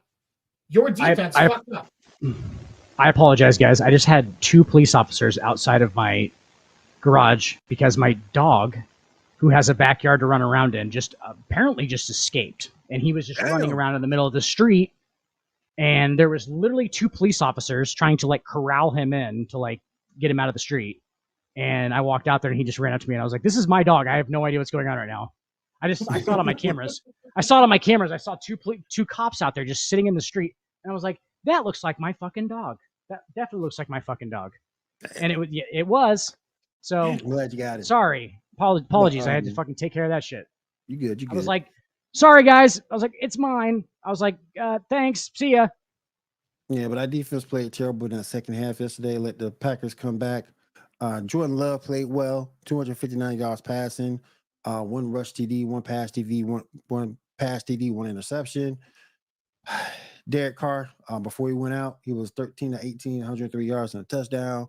Jameis came in. He really didn't fuck up. 10 for 16, 101 yards. He really didn't fuck. It's just the defense. The defense fucked up. Got to get better. No excuse. That was a self-inflicted loss. Yep. Did you guys resort to talking about Jameis Winston while I was gone? But at the same point, the Saints are right where the Saints are right where everybody else is. Atlanta lost. Tampa Bay lost. Carolina lost. We're gonna talk about Carolina in a sec. So yeah, they're right there. So no harm, no foul per se, but still, this was just a terrible loss. We already talked about Houston defeating Jacksonville 37-17. Miami defeating the Denver Broncos 70-20. That's a Tecmo Bowl score. The New England Patriots defeat the New York Jets 15-10. There's some rumors out there that the Jets are trying to get Kirk Cousins. Nope. I don't know how they make that happen because I don't think they got money to get Kirk Cousins. There's no way. I don't think there's a way. What, because Minnesota's 0-3? Is that because Minnesota's just they think Minnesota's just done? Or what? But it's not Kirk Cousins' fault that they're 0-3. Right. Kirk Cousins has been very efficient. Well, that's what I'm saying. Why would there be Kirk Cousins trade rumors if there's some rumors going around? Because Minnesota's 0-3, right? They're just a desperate for quarterback. And the Jets are desperate for something. But not with Aaron Rodgers' contract, nope. Why didn't Aaron Rodgers' ancestors' hands save him from that Achilles injury? Damn! If he had the hands of 1,000 ancestors around him, embracing him, you think they would have just knocked that fucking tackler off there, and not had him get. Damn. Like angels in the outfield, hands just pulling away. Yes. Exactly. Yeah. Exactly. Aaron Rodgers got dipped the whole way. This was not an Achilles type situation. It was like he was dipped all the way in the river.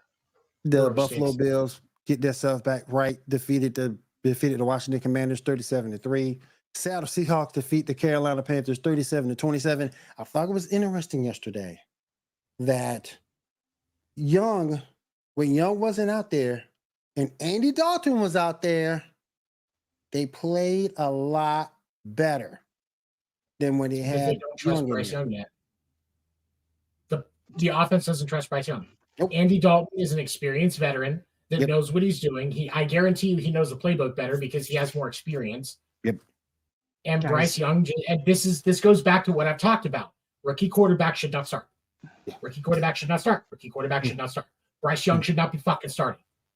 Dude, Bryce Young is small, bro. Bryce Young is not a big cat. Like I'm scared of Joe Burrow.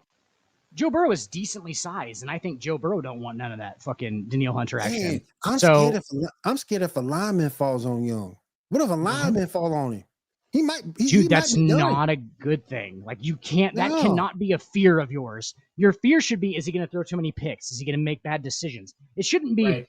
When does some random dude fall on him to crush him? Like that should Yeah. not be a legitimate fear as your a quarterback. teeny tiny like- dude. I feel sort of like that with fucking Burrow, and he's 6'4". Yep. All right. Yeah. So like, and he's just a little bit frail. Like you can figure out how to get out of it at least at that height and that kind of size. Like they got a little bit to fucking pad it. But like Bryce Young is all of what 5'11", Yeah.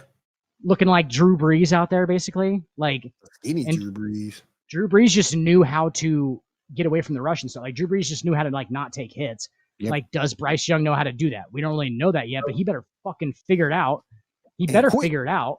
And Yep. quick. Yeah, or he's gonna be Kyler Murray. Yep. Yep. Like that's. I mean, it Kyler Murray sucks. But version like two. you have to be good. You have to be good sized. Kyler Murray. That's what I like so version much about Josh Allen, dude. I know you guys are fucking Josh Allen haters, but like that's what I like about Josh Allen so much is like he is a durable motherfucker. That's a Like big boy. he's not going out there and just fuck yeah. Like he's gonna take some fucking blows and he's gonna keep on ticking. Like you know, It's- and Mahomes just doesn't take shots because he's too small. He doesn't He's have just, to. like, He crafty. doesn't have to. And with Josh Allen, my hate for Josh Allen comes down to his decision making. Yeah, And as far as throwing the ball, he's a great thrower of the ball. He's got a great arm. His size is perfect. His size is perfect for the mobility that he has to have because that line can't fucking protect him. since you guys have been wanting me to do it for a while, I'll just start talking shit on Josh Allen now because I think that I mean, like, he's it needs to come out that my negative. No. My negative parts of Josh Allen need to come out, and that's the fact that he's not an accurate thrower of the football. Clearly, okay, he has a freaking howitzer for an arm. This guy has probably the strongest arm in the NFL, which is not always conducive to it being that accurate. In Aaron Right. Rodgers' case, it was, but that might have been the DMT. We don't really know. That might have, but usually not conducive to you being that accurate of a passer. Okay, No. he does make bad decisions because Tony, guess what? If he made great decisions and had an accurate arm, he'd be the greatest fucking quarterback in the history of the NFL by Yeah. mountains That's And because yeah. of the physical skills, right? So Yep. like obviously his Absolutely. fucking weaknesses are that he doesn't make reads real well and he makes bad decisions. He throws fucking red zone interceptions because everything's packed in and sometimes he makes the fucking bad choice and kind of just guesses and he fucking, he turns out like John Carlos Stanton just fucking swinging at a fastball that's fucking 3 feet outside of the outside.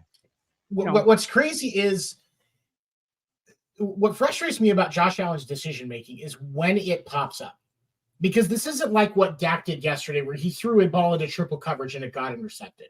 Like that's just Dak being Dak. With that last interception that Dak threw against Arizona yesterday. in triple That was coverage. just coverage. throwing a ball into triple coverage and it getting picked off is Dak being Dak. But with Josh Allen, it comes at the worst time and multiple times.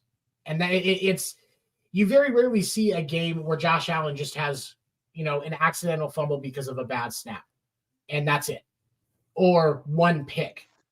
It's like a machine gun sneeze.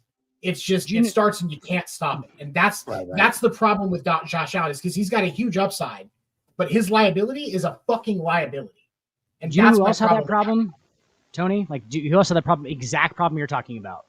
In the early '80s, a guy named John Elway had the same problem as you're talking about. He was freakishly athletically talented, wasn't the most accurate thrower of the football, made bad decisions, runner / whatever like that. Okay, so that's What did he figure? He figured it out. And that's it out. Well, I mean, yes, he figured it out, but he still only finished with 165 career touchdowns, and Patrick Mahomes passed that before he finished his 5th-year football. Honestly, and let's not forget the Terrell Davis effect either. Different game for one, guys. You guys talking about yeah. There was a lot more running the football in the early 80s and the mid 80s, and obviously. Okay. This is true. So, but Aikman got into the right situation, and those issues were taken care of. Now, Josh Allen was doing okay, and then he lost Brian Daboll, and he completely fucking regressed. Yep. That's what I guess I'm saying, though, is I don't think it's possible for him to like career regress, though, because of his natural athletic talent. I don't think mentally there's any way he gets worse at this game. Just like John Elway didn't get worse at the game, right? And John Elway was old when they won the fucking Super Bowls. He waited a little bit too long, obviously. He might have had to learn because he was old to start playing the mental game, right? So like he doesn't have to just go out there and freak it. And I hope Josh Allen isn't at that point, right? Yeah. I hope Josh Allen isn't at the point where he's like, okay, I'm just going to stubbornly use my athleticism for the rest of my career and just ruin it, until he gets older and he can't do that anymore. And then he starts throwing accurate passes. I hope that doesn't happen. I don't think it will. Like, I think Josh Allen trends up regardless. Does that make sense? Like that's why I'm so high on Josh Allen, because I don't think there's no like going backwards for him at this point. Like he's going to be, he's 27 or something. Like he's going to be a 28, 29, 30-year-old quarterback. He can. And I'm not saying he can't get better. Like it's obviously he can improve, but I'm not saying he won't get better. But I'm not going to hump all of this praise onto this guy. Genuinely seems like a decently nice guy most of the time. He's kind of a shithead, but whatever.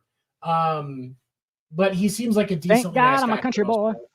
And I think that he can be better, but I'm not going to be one of these people that heaps all of this praise onto him when the results don't match what they're saying he can do. Who's they? The a lot of the Josh Allen supporters not necessarily the Josh Allen Justice League. The Josh Allen Justice League. That's what we're talking about. Guys, just like LeBron. There's a lot of people that defend his behavior. Just like LeBron has a whole bunch of people in the LeBron James Justice League. I would fucking you in particular from the fucking Jordanite League. You're from the Jordanite League talking about the LeBron James League, really? You are the captain of the LeBron James Justice League. You his right hand man. You guys might as well just be like the clergy for the fucking Jordanite fucking religion. Like it turns different. It's weird. You guys are like monks. Give me my purple and gold shawl. Wait, no, I guess since I'm not that weird about it. It would be black with red stitchings. I'm telling you, and get maybe some gold around the LeBron James Justice League. You got Dan, you got Shannon Sharp, you got Nick Wright, you got Stacks. You got Stacks. I'm telling you, LeBron James. You got that's what it is. What's his name? The fat dude, the fat NBA reporter. You know what I'm talking about? The white guy? Brian Windhorst, yeah. He's in the Justice League. He's our crusher, bro. He's our crusher. He's like our Hulk. We just throw him at stuff. Rich Paul in there too. Rich Paul in there too. Yep, he in there too. Obviously Rich Paul's in there. Rich Paul's in the fucking He's the net. founding member. Yeah, Rich Paul's like Venom to Spider-Man. Yeah. I guess that's really what it is. Yeah, so Rich Paul's just in there, but I'm trying to think of other ones now. There's a lot. But Don Hogue. Man. It's a lot. And it's the same thing with Josh Allen. A lot of people love Josh Allen, despite the fact that he ain't done nothing. A lot of people like Josh Allen because he's prototypical. He's been to 3. As you said, as you said, he has the cannon from the arm. He's 6'6". He's that prototypical statue that coaches and scouts just love. Looks like he's carved from Gibraltar. But he's done nothing. He's been to 3 AFC Championship games, dude. What do you mean he's done nothing? He's done nothing. He's 27. He's 26. He's 27. But there's a lot of CBS reporters that have been to multiple AFC Championship games, but we're not praising them. Exactly. And Josh Allen's had to go against who his entire career? Who did he come in with almost the exact same time at? oh, Patrick Mahomes, oh my God. I'm not saying he's fucking Patrick Mahomes level, but what I am saying is he has to play Patrick Mahomes in those AFC Championship games. What? All three of them now? Is that all three? I think it's all three of his losses are all the fucking Patrick Mahomes. Or sorry, two of his losses are Patrick Mahomes. Two of losses. So still, yeah, those are pretty big games, and two of them are a lot because it's fucking, you don't get to play that many years. So like he's coming in with these guys. He's coming in with fucking Mahomes and Burrow. I'm not really that high on Joe Burrow, honestly, but like I think Josh Allen is the second best quarterback in the NFL. Honestly, that's just me. That's Jalen Hurts. That's Jalen Hurts. I can't say I cannot say him. Jalen Holmes is you take Josh Allen and put him in fucking Jalen Hurts' offense right now. Get the fuck out of here, dude. Put fucking Josh Allen in Jalen Hurts' offense in that fucking situation that Jalen Hurts is in right now. And Josh Allen is easily the second best quarterback in the NFL. Fucking fight with me about that one. He's easily the second best. He's better at everything that fucking Jalen Hurts does well. He's better. Yeah, see, silence. That's what I thought. Both of you, silence. I don't know about all that. I'm not saying we have discussed multiple times that situation matters when it comes to this type of thing. So I will give you that. Like I don't know that he's going to be as good as you're saying he is if he is in Jalen Hurts in that Eagles offense. But I think he's definitely better than he is in New York. I will give you that. If he's Philadelphia's quarterback, Philadelphia is the defending Super Bowl champion. I will guarantee you that. Guarantee you that, dude. I don't know about it. Jalen didn't have to do anything special. Jalen just runs that offense, just runs those RPOs and fucking slings it out to Devontae Smith and all them weapons. It must be fucking nice, Jalen Hurts. Yeah, just get to sit there in your high tower, Jalen Hurts. He ain't got Stephon you sit there ass to deal with. Sit there in your fucking high tower, Jalen Hurts. Because he played in the Phillies offense, he wouldn't have Stephon Diggs begging ass to play with. Give me the ball. I'm open. Yeah, and he's having to deal with that shit. He's having to deal with that shit. Yeah, and having no running game, by the way. Having not one fucking legitimate running back for how long now? Yeah, until now. Well, James Cooks is trying to do a little something these past two games. That's still not that's not a legit. Not legit yet, but he's trying. I mean, he's trying. He is, and good for him. He's ran well. I mean, you got to be a fucking kamikaze basically to do fucking to be a running back in the NFL these days. Real. Like you might what are we doing? Right. Real quick, we already talked about Dallas, Arizona. We're all talking about Chiefs over the Chicago Bears. The Pittsburgh Steelers get a win over the Las Vegas Raiders. The Raiders of Lambeau Field. NFL fans, and I'm going to say this as a Chiefs fan. I think we need to go ahead and lay off of Raiders fans for the season. It's not their fault. Josh McDaniels is dog shit. I'm gonna keep going. Fuck the Raiders. Fuck the Raiders as the team. Fuck the Raiders. But the fans, it's not their fault. This is a dog shit situation. It should be their fault. It really should be. We're gonna act like it's their fault because it's like how the hell? How long have you been in the NFL and go Raiders? When was the last time we had a top 10 defense? When was the last time you were the LA Raiders or the Las Vegas Raiders or the Oakland Raiders and just had a competent team? What was that? That last Super Bowl team they had? That was the last competent Raiders team we've seen. I don't know. I mean, yeah, I would 20 years ago. 20 years ago. That's how long ago it's been. The Tuck rule. The Tuck rule was the last. Yep. They had.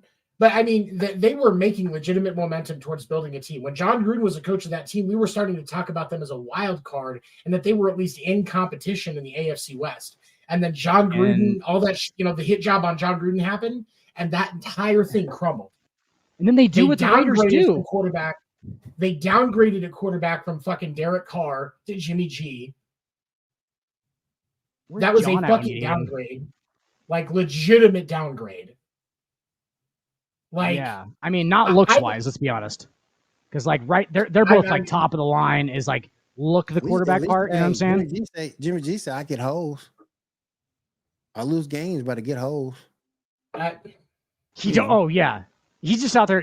Like he every time he takes his helmet off. If you watch it next time, you're gonna be like, I'm gonna watch this next time. He fucking adjusts his hair every time he takes his helmet off. He threw a pick yesterday, dude. twice, I believe, and both times the first thing he did when he came to the sideline was take his helmet off and he quaffs his hair, dude. And like, if I was a Raiders fan, dude, I would lose it. I'd be like, are you fucking serious? That's what you're worried about right now. That's what you're worried about, Jimmy G, is your coiffed hair. Oh, shit. After what you just did to our team on that field. That's what you're doing. You're just looking good for the cameras. You motherfucker. You fucking motherfucker. Get off of my field. That's my point, though. It's not Raiders fans' fault that this organization is so goddamn god awful. It's trash, man. Go Raiders.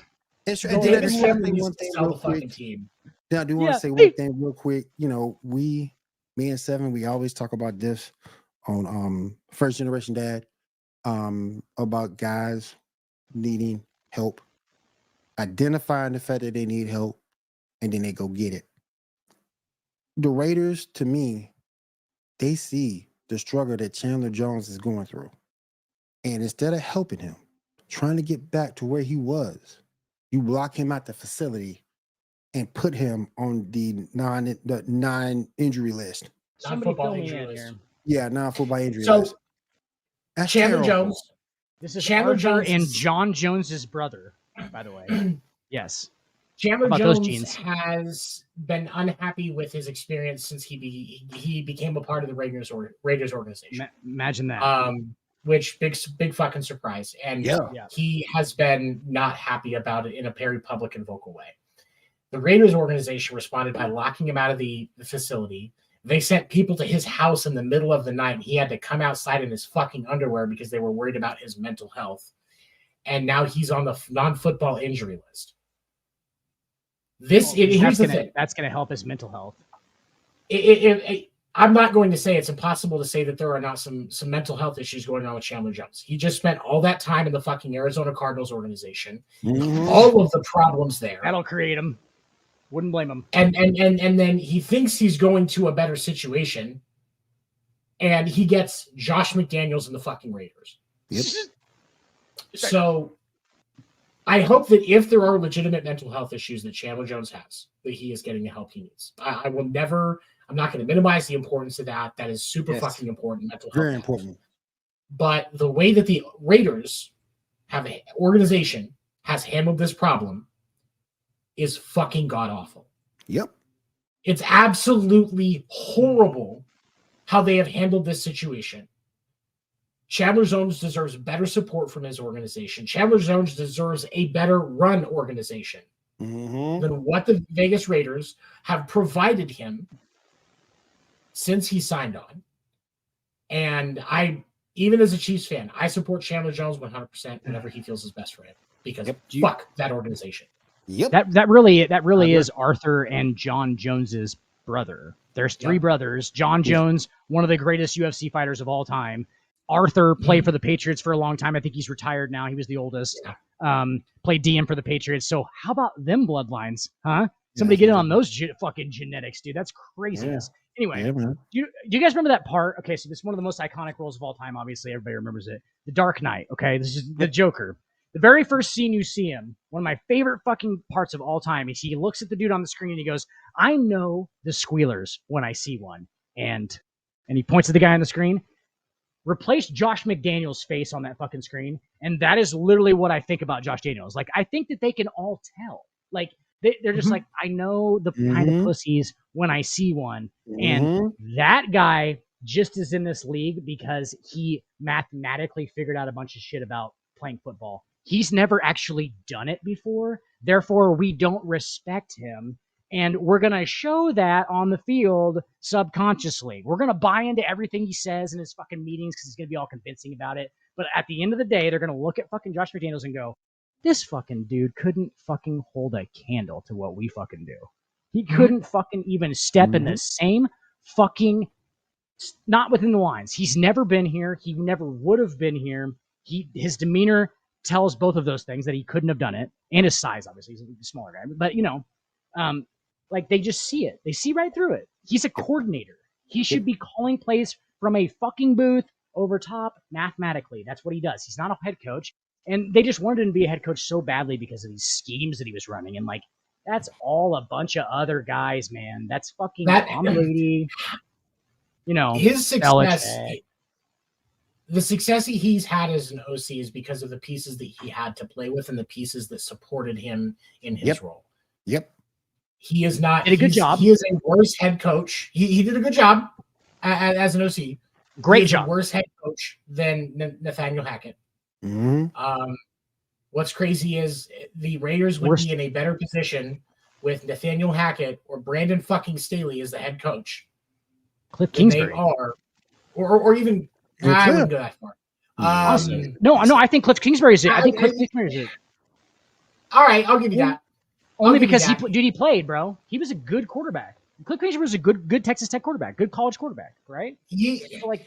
Cliff Kingsbury sees the fields differently than Josh Allen or Josh McDaniels does, and I think that would actually be beneficial because I think that Josh McDaniels expects all of these guys to buy in because he had Tom Brady. That's not how it works. You have to earn their respect. They discount you because of that, bud. They're smart. They discount you because of that. They think that you're kind of a fucking fake because of it, that you had that whole Patriot Way thing. They're fucking not dumb, dude. They think that you were a product of your system. You have to prove them wrong, and you haven't done it. You just haven't done it. These are all college-educated men, just like McDaniels. Just because they're athletes doesn't mean they aren't smart. Doesn't mean they don't know how to read people. Oh God, yeah. Especially within the fucking environment of their football. Like, fuck yeah, that's their whole life, dude. They know they exist. That's all they There's know. politics within it. There's politics within it. Exactly. Hey, Will, do you know where Josh McDaniels played college football at? I don't remember. That's where Josh McDaniels played college football. He didn't. Damn, nowhere. Didn't play. Yeah. Nowhere. Probably was an okay high school quarterback because he could fucking make reads. And he studied the game plan, and that's it. Like he wasn't like they just don't respect it. Like they just don't think that he could play at their level. So like there's no and that's not like Andy Reid was not a fucking was not a standout college player, but he's taken 40 years to gain people's. But he's a leader of men. Yes, leader of men, and that's the thing you have to be as a head coach. You have to be a leader of men.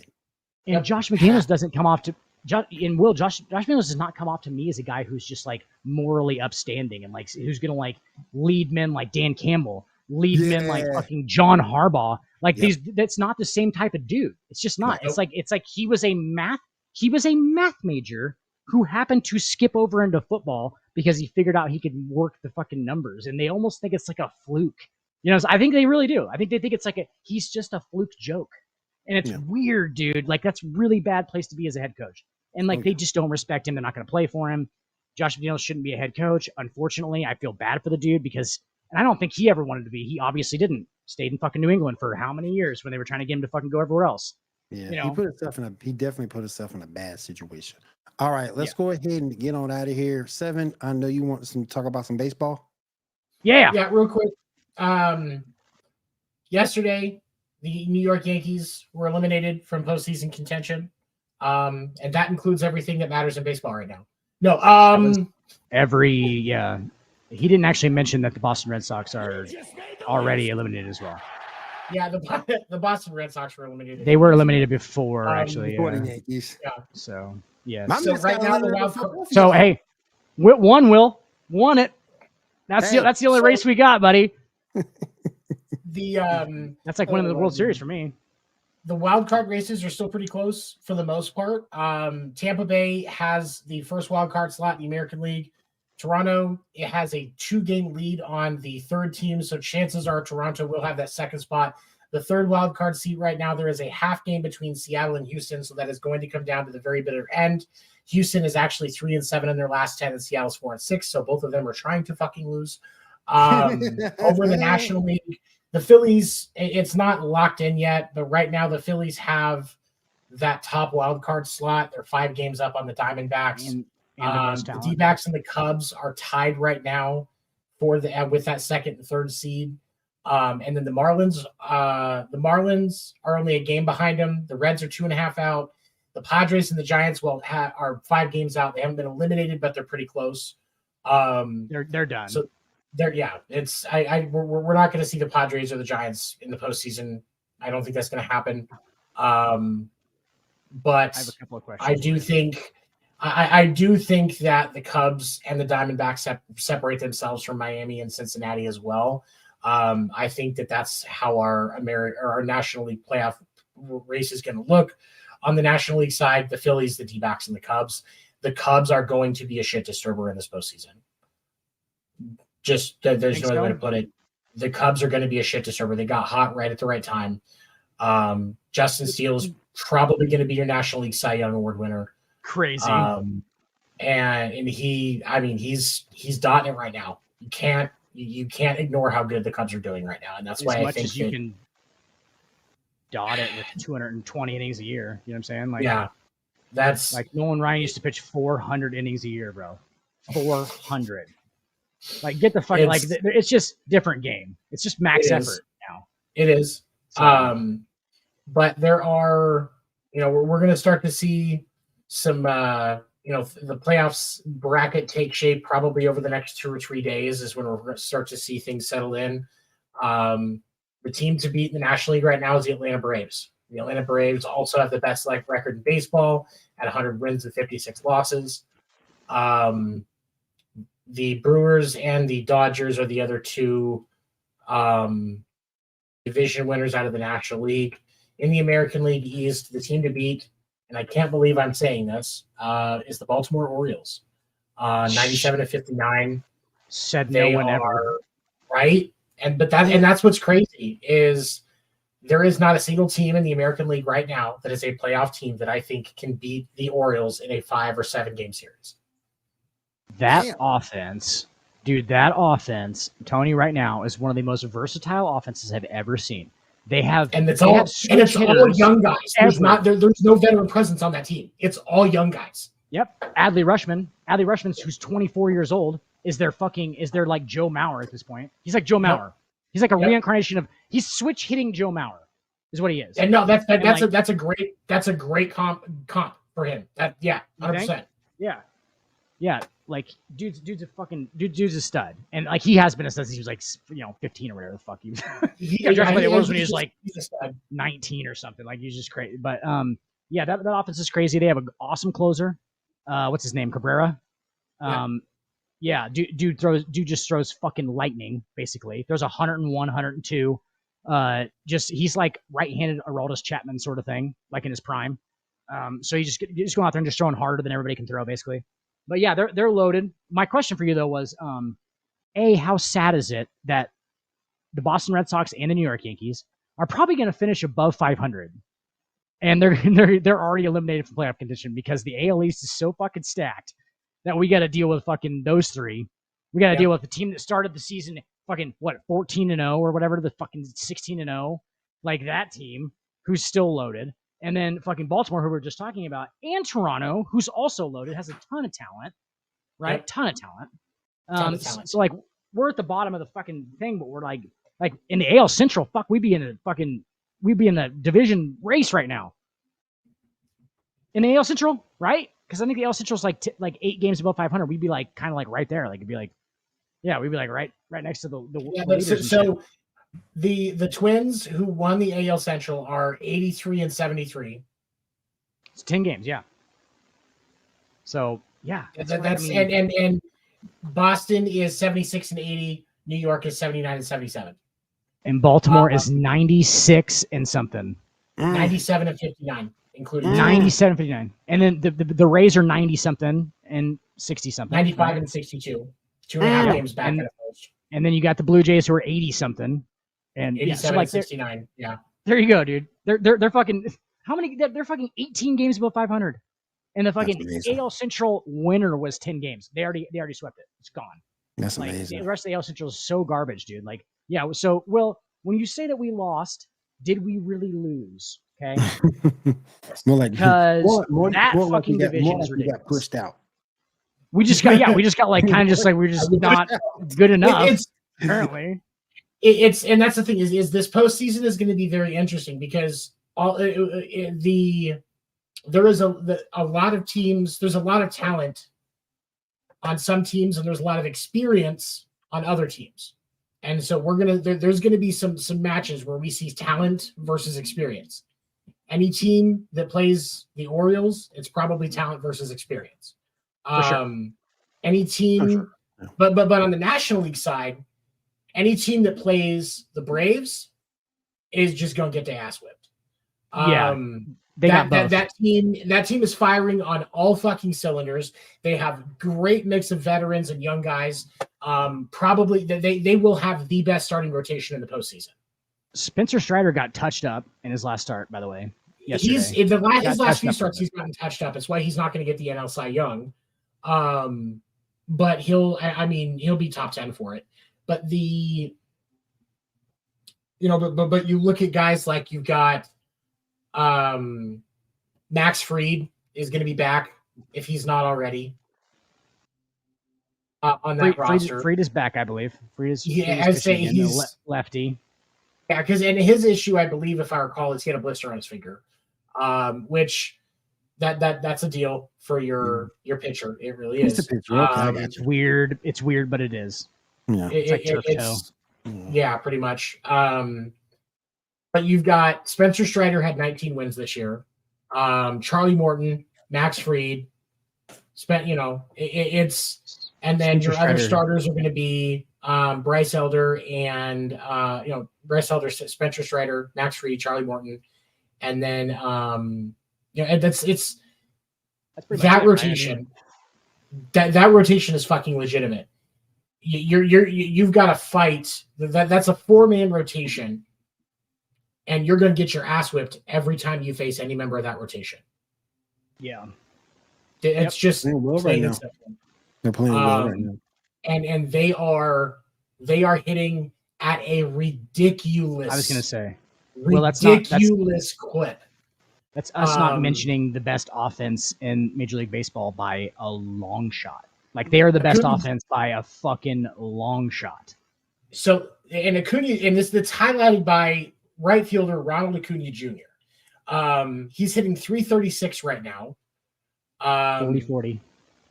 He has 68 stolen bases, 40 home runs. 40-60. He will break the 40-70 club this year. There's been like nobody has ever done that. 40-70. Very few. Not in modern baseball anyway. But you've still got guys like Austin Riley, the third baseman, is hitting 282. Matt Olson, their first baseman, is hitting 281. Ozzy Albies, their second baseman, is hitting 273.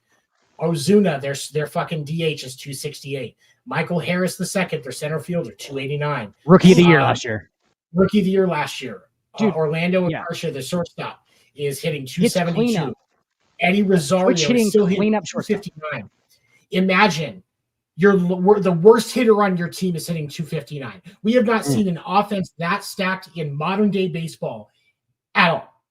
Matt Olson has 59 home runs, heading 281, has 59 home runs.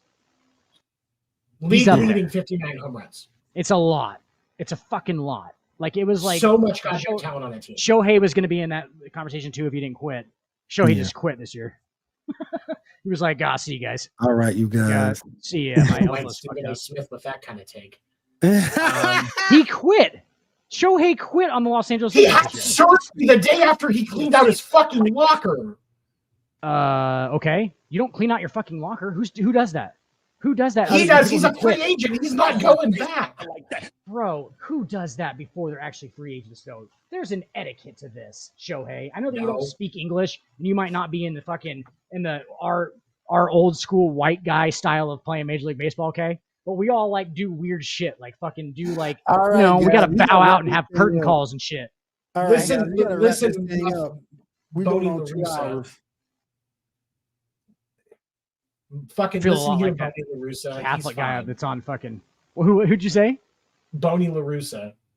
Boney LaRussa. Who's the dude that's on Fox? The Catholic guy that wore the fucking. He wore the. It's Chris Russo. Chris Russo. Yes.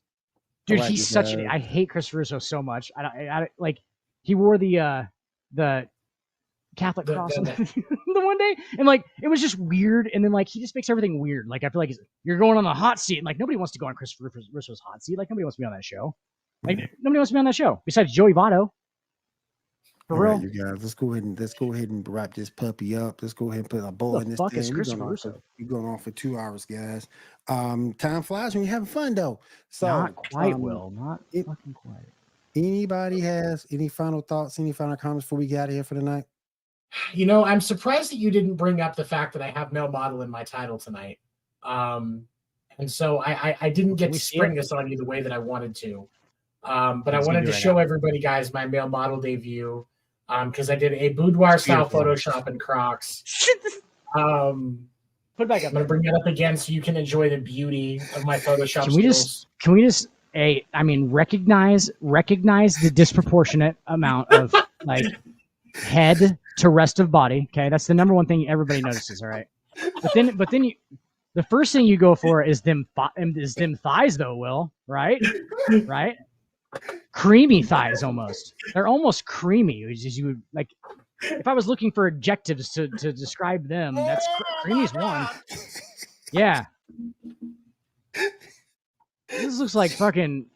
Looks a little bit like Rex Burkhead's fucking body. ESPN the Body issue. Sexy Rexy Burkhead's body. ESPN. Oh my god.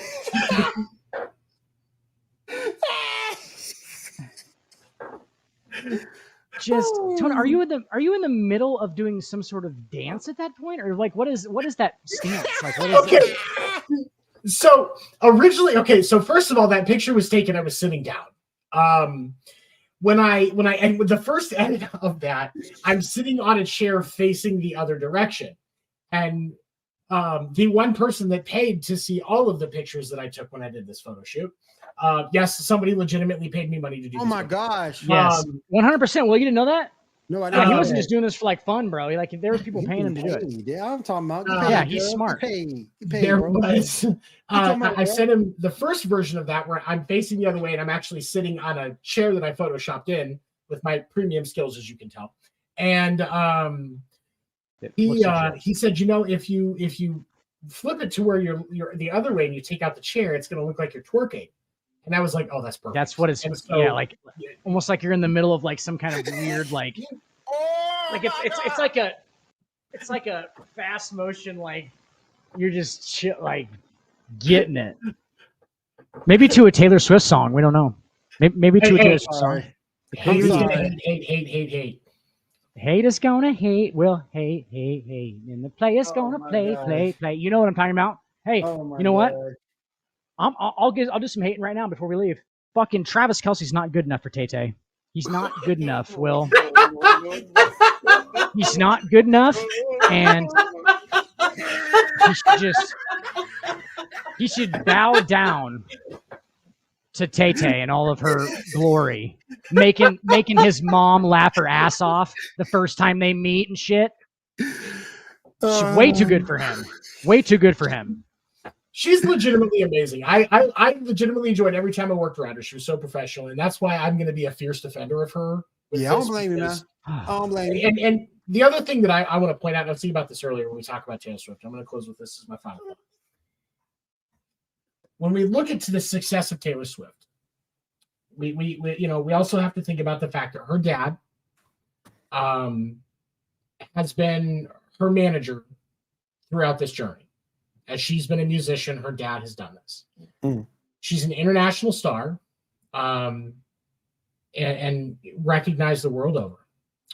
But she has, outside of the way that she deals with her breakups and writing songs about her exes, she's a bit promiscuous naturally. She has a dad that has instilled a foundation in her and has properly cared for her and built her career up. If we look at, when she started, she was 16. I was going to say 15. Same age as when Britney Spears got famous. Mm-hmm. The difference between Britney Spears and Taylor Swift is, there's some musical talent there because Taylor Swift is talented musically differently than Britney. Stop it. But the other thing is, Taylor has constantly had a supportive environment and people that gave her the right information and taught her the right way to handle the things that she's doing. And Britney Spears got exploited. She did, because they just gave up immediately where they were like, yeah, this, like, Britney has no talent. We're going to have to sexualize this whole thing. Like, that's really what it was, for real. She's got... I've she's heard a Britney Spears talented sing live. singer. So have I. Ugh. You've heard her, like, live? Live. I've worked... Oh, you've heard her, like, live. Live. I've heard Britney live. Okay, well, I've heard her, like, on video live, and it's not impressive. It's not. Live, it is better.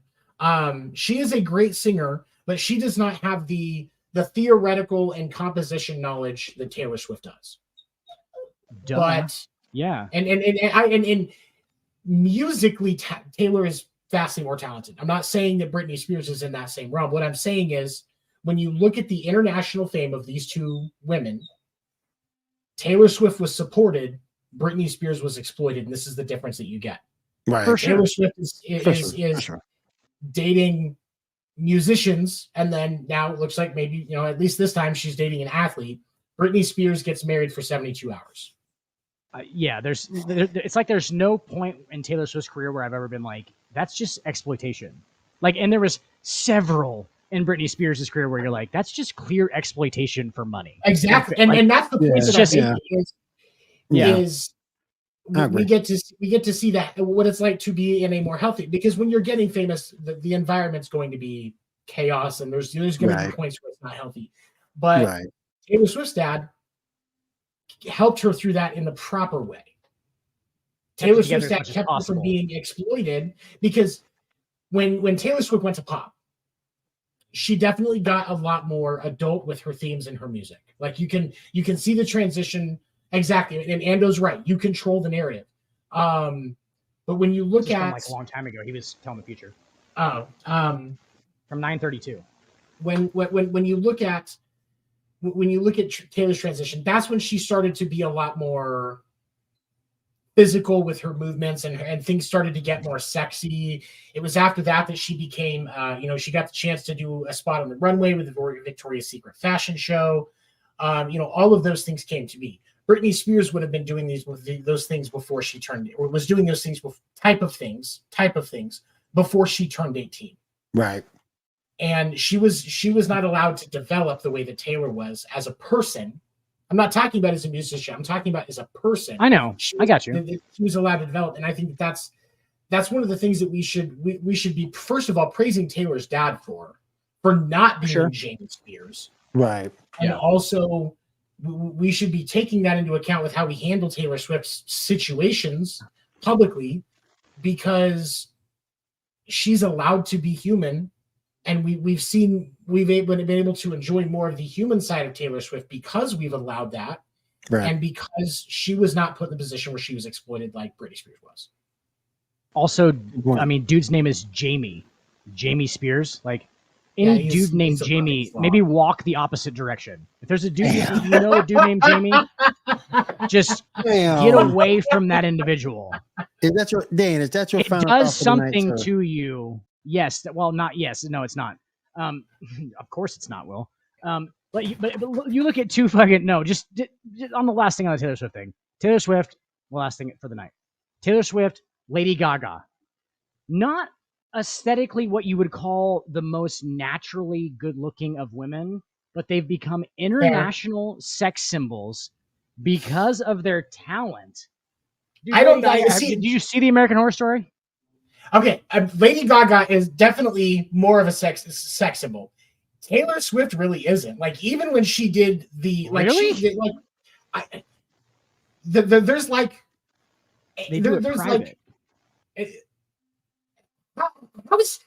maybe it's just because I'm not attracted to Taylor Swift in the same way that I'm really not either. Like Lady Gaga's butthole, but for sure. I don't think that now. Yes, her dancing has become a lot more provocative, and her dressing is definitely more feminine. Definitely more revealing and feminine. Not in a bad way, but just that's what it is. But there's not enough meat on her bones to be a sex symbol. Well, I'm sorry, but there's not. I've seen 2x4s with more bumps. It's about the music, for sure. No, I get what you're saying. So, like, it's about the music with her still, right?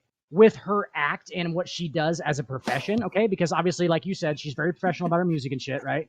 So, like, that's what it is with her, is like, it's definitely centered still around her music because it's still like PG. Like, there's no like actually provocative stuff going on at the show. But where her dad might have been a fucking genius is to, and I'm not sure if he was behind this or she just fucking just does it naturally, which is, I'm assuming naturally, but like, she dates dudes. And then we learn about it through songs, and we learn about it through like just natural, right? But that's still private. It's not like she doesn't come out with like a fucking Kim Kardashian tapes and shit. You know, Right. there's no like. This is true. So they do it privately, and allowed to- that's what sexualizes her, is like that she is out there like dating different dudes and stuff, which is, it's just normal. You know what I'm saying? But like, because it is public, it becomes like she's dating this guy. Like, I bet she's having sex with him. Dun-dun-dun-dun-dun. Like, you know, like that's the whole thing behind it, I think. Yes, I think it's the whole thing behind it. And like, that's kind of like where her sex appeal is from. Where Lady Gaga, she ain't fucking around. She's putting her fucking heel up on the fucking piano and shit. Like, we're not this. Yeah. We know what's going on here, lady. And my comments about Taylor being as flat as a 2x4, like I'm not saying that to body shame. That's just not my style. Right. I mean, she's beautiful. She's just not attractive to me. That's like there's different things. And yeah. But yeah, for me, it comes down to the fact she wasn't exploited, so she was allowed to grow up. Britney Spears wasn't. She is the modern day version of Michael Jackson, but she doesn't touch kids. And way less talented. Let's give Mike some fucking. Let's give Mike. Mike was way more talented. Yeah, but there's still some similarities with Britney Spears and Michael Jackson. All right, Dan. What's your final thoughts for the night? Anyways, that's pretty much it. You know, All right, fuck Michael Jackson. No. Man, I've got to send you. Do you guys think he did it? Special. I've got to send you that Andrew Schultz comedy special, dude. Yeah, you should. You said he had one, and then you just didn't send me any footage. I'm not gonna I can't. I'm a very busy man, Tony. I can't go through all the effort of looking at that stuff up. I have I have very many quests to go on. All right, you guys, we're going to go ahead and end this thing now at the 2 hour and 1 minute mark. Thank you for everybody who stuck with us. We do appreciate that. Well, why do you really have to say the time all the time? For 7. Weirdo. For 7. For Dan. For me. We'll see you guys again next week right here on the Sports Report Podcast. Time is important, my friend. Time is important. My time is very valuable, Gary. Time is very valuable, Gary. We're out here, everybody. Y'all have Get a good the fuck week. What a nice limo. Yes, it is. Now suck my cock. Walmart trailer parks, baby. Walmart trailer parks. Oh, that's right. Oh, nobody knows that that's like an adverse movement. They don't know to like make people steal from Walmart. They don't know. And real quick before we get out of here, shit. I got to do this one more time. Yes. It looks like a garden gnome doing the Macarena. And on that note, we're out here, everybody. Have a good week. Take care. If the